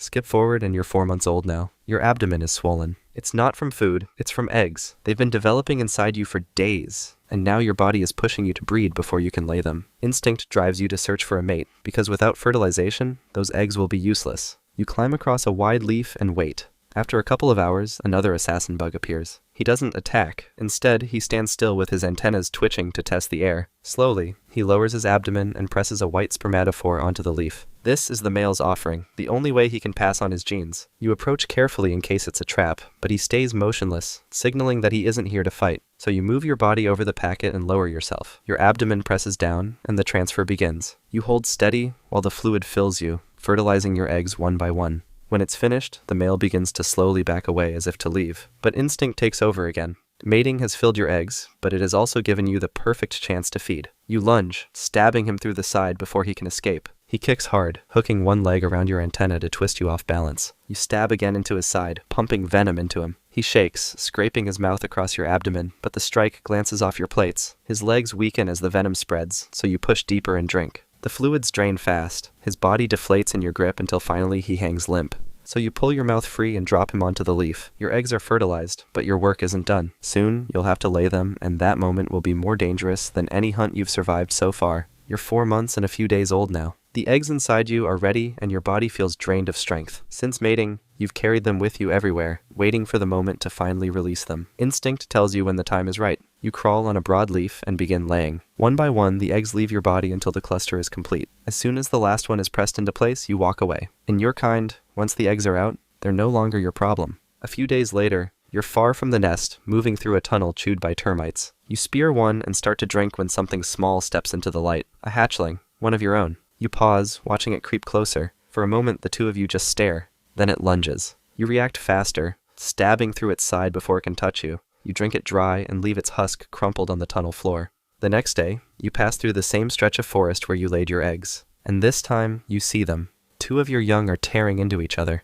Their mouths stab again and again until one finally collapses. The survivor stands upright, its abdomen swollen with everything it has stolen. You lunge before it can recover, stabbing it through the side and killing it instantly. You lower your beak to feed, but before you can drink, another drops from a leaf above. Its beak drives into your back. You twist, trying to shake it free, but 2 more rush from the sides. Their mouths pierce your body and the venom floods in. The cycle ends, just as it began, with a stolen meal. That was the assassin bug. Finally, meet the wasp mantid fly, where you hatch as a microscopic larva and must immediately hijack a passing hunting spider, riding it all the way back to its nest just to feast on its unborn babies to survive. You break out of the egg as a larva. A few days ago, your mother picked up your dad's white glue off a leaf and used it to fertilize hundreds of eggs scattered through the forest. And now you crawl over the others that hatched beside you and climb up the stem to look for something moving. Your current mission is to hijack a spider, kill anything in your way, and evolve into something else entirely. After a couple minutes of waiting, a spider walks past. You jump and land on its back, but it's the wrong kind. It's too small for you. It wipes you off with one leg and keeps walking. You hit the ground, roll once, and crawl under a leaf. A few minutes later, another spider passes. This one is much heavier and slower. Her abdomen is round and full of baby spiders. A perfect opportunity. You jump again and land behind her rear leg, right between the soft plates. Your claws lock in, and luckily she doesn't notice. You stay hidden while she walks, grooms, and spins short threads across the branches. A couple days later, she climbs into a narrow gap between 2 rocks. It's a dry, hidden space, just wide enough for her body. She cleans the surface, then starts building. You hold your place while she weaves the sack, layer by layer, until it's done. Once she leaves, you crawl down her body and slip through the edge of the silk. Inside, the eggs are packed tight. You bite one, and thick fluid spills into your jaws. So you bite another, and keep feeding until your gut starts to swell. But then, something hits your side. One of your larva siblings followed you inside. It slams into you again with its jaws open. You grab it with your front claws and twist, trying to throw it off, but it doesn't let go. You drag it across the silk and hook one leg under its body. Then you pull and rip its side open, making it die in an instant. You turn back to the eggs and feed until there's nothing left. Because in a few days, something important will happen to your body. Skip forward a bit, and you're 5 weeks old now. After draining every egg inside the sac, you sealed yourself inside with your own silk and waited a couple of weeks. Now that your body has changed, you tear through the cocoon and crawl out. Your legs are longer, your eyes are sharper, and 2 soft wings hang folded against your back. You don't look like a larva anymore. You look like a wasp with an extra chromosome. Below you, ants swarm the bark in long lines. They found the remains of the egg sac, and now they are headed straight at you. You run across the branch, but one catches your back leg and pulls. You slam sideways, scraping your body on the bark. You twist and swing your front legs forward. You've never used them before, but the curved spines lock into place and crush the ant's head. You rip it loose and throw the pieces aside. The others hesitate, so you use that moment and jump. You fall through leaves and hit the ground hard. One wing folds under you, but nothing tears. You drag yourself between 2 rocks and wait until the shadows above stop moving. After a while, you crawl back into the open and climb a low stem. Your wings are still soft, but you open them anyway. You spread your wings and push once, lifting just above the ground. You land, reset, and push harder. This time you clear the stems and glide past the moss, landing clean on a flat rock. You'll feed on nectar for a while, but that won't be enough for long. Something in your body still wants more. You're 2 months old now. You've been flying low between branches for hours. You've seen plenty of insects, but you just can't catch them. Your first try was a beetle resting still on a leaf. You creeped up along the edge, raised your front legs, and lunged. But your claws hit too wide and knocked it sideways. The beetle tumbled off the leaf and disappeared into the grass before you could react. Later, you spotted a moth warming its wings in a patch of sunlight. You hovered just above it, lined up your strike, and went for the kill. But the moth saw the shadow, dropped flat, and shot into the air before your claws even touched it. You chased for a few seconds, but your body isn't built for speed. You gave up before your wings burned out. So you're starving now. Nectar won't keep you alive much longer, and your claws are built for killing, but right now, they're not doing anything. You give it one more try. While circling above the grass, you spot a thin web stretched between 2 branches. There's a fly caught inside and no spider around it. You slow your wings, drop lower, and come up with something new. Instead of chasing, you land just beneath the web and freeze. Then you raise your claws and pull the fly out in one clean motion. The strands stretch, but they don't snap. You turn to leave and stop, because the spider is already climbing back. She must have felt it. You twist between leaves and drop low into the grass until you're sure she's not following. When you land, your whole body shakes, but the fly is still in your mouth. You bite off the wings and drink everything inside until there's nothing left. It's the first real food you've had in days, and it didn't come from chasing, it came from stealing. You're not the only mantid fly out here either. Others are hunting the same ground, and some are bigger than you. You'll need to get smarter, or you won't survive the next week. You're 2.5 months old now. For the last 3 nights, you've been returning to the same patch of forest. There's a broken web strung between 2 roots, and the spider who built it doesn't seem to care what's missing. Every time you come back, something new is trapped inside, and each time, you take it. But today when you arrive, someone's already there. It's another mantid fly. She's older than you and twice your size. One of her legs is torn off at the joint. The wound is sealed, but she moves with a limp. And when she sees you, she steps toward the web and rips the fly before you can even get to it. You hover low with your claws raised, watching her shift her weight like she's about to leave. But just as she turns, you strike. Your claws hit her square in the thorax and slam her backward into the dirt. She kicks up hard and catches you under the body, knocking the air from your trachea as both of you crash through the leaves. You roll once and hit the ground, scraping bark and tearing your membrane. She recovers first and lands a clean hit across your abdomen. Her claw digs deep and twists. You curl your body and strike blindly, snapping in front of you until something soft gives way, her left eye. She shakes, trying to break loose, but your grip holds, and with one hard twist of your head, you tear the eye free. She kicks away and stumbles,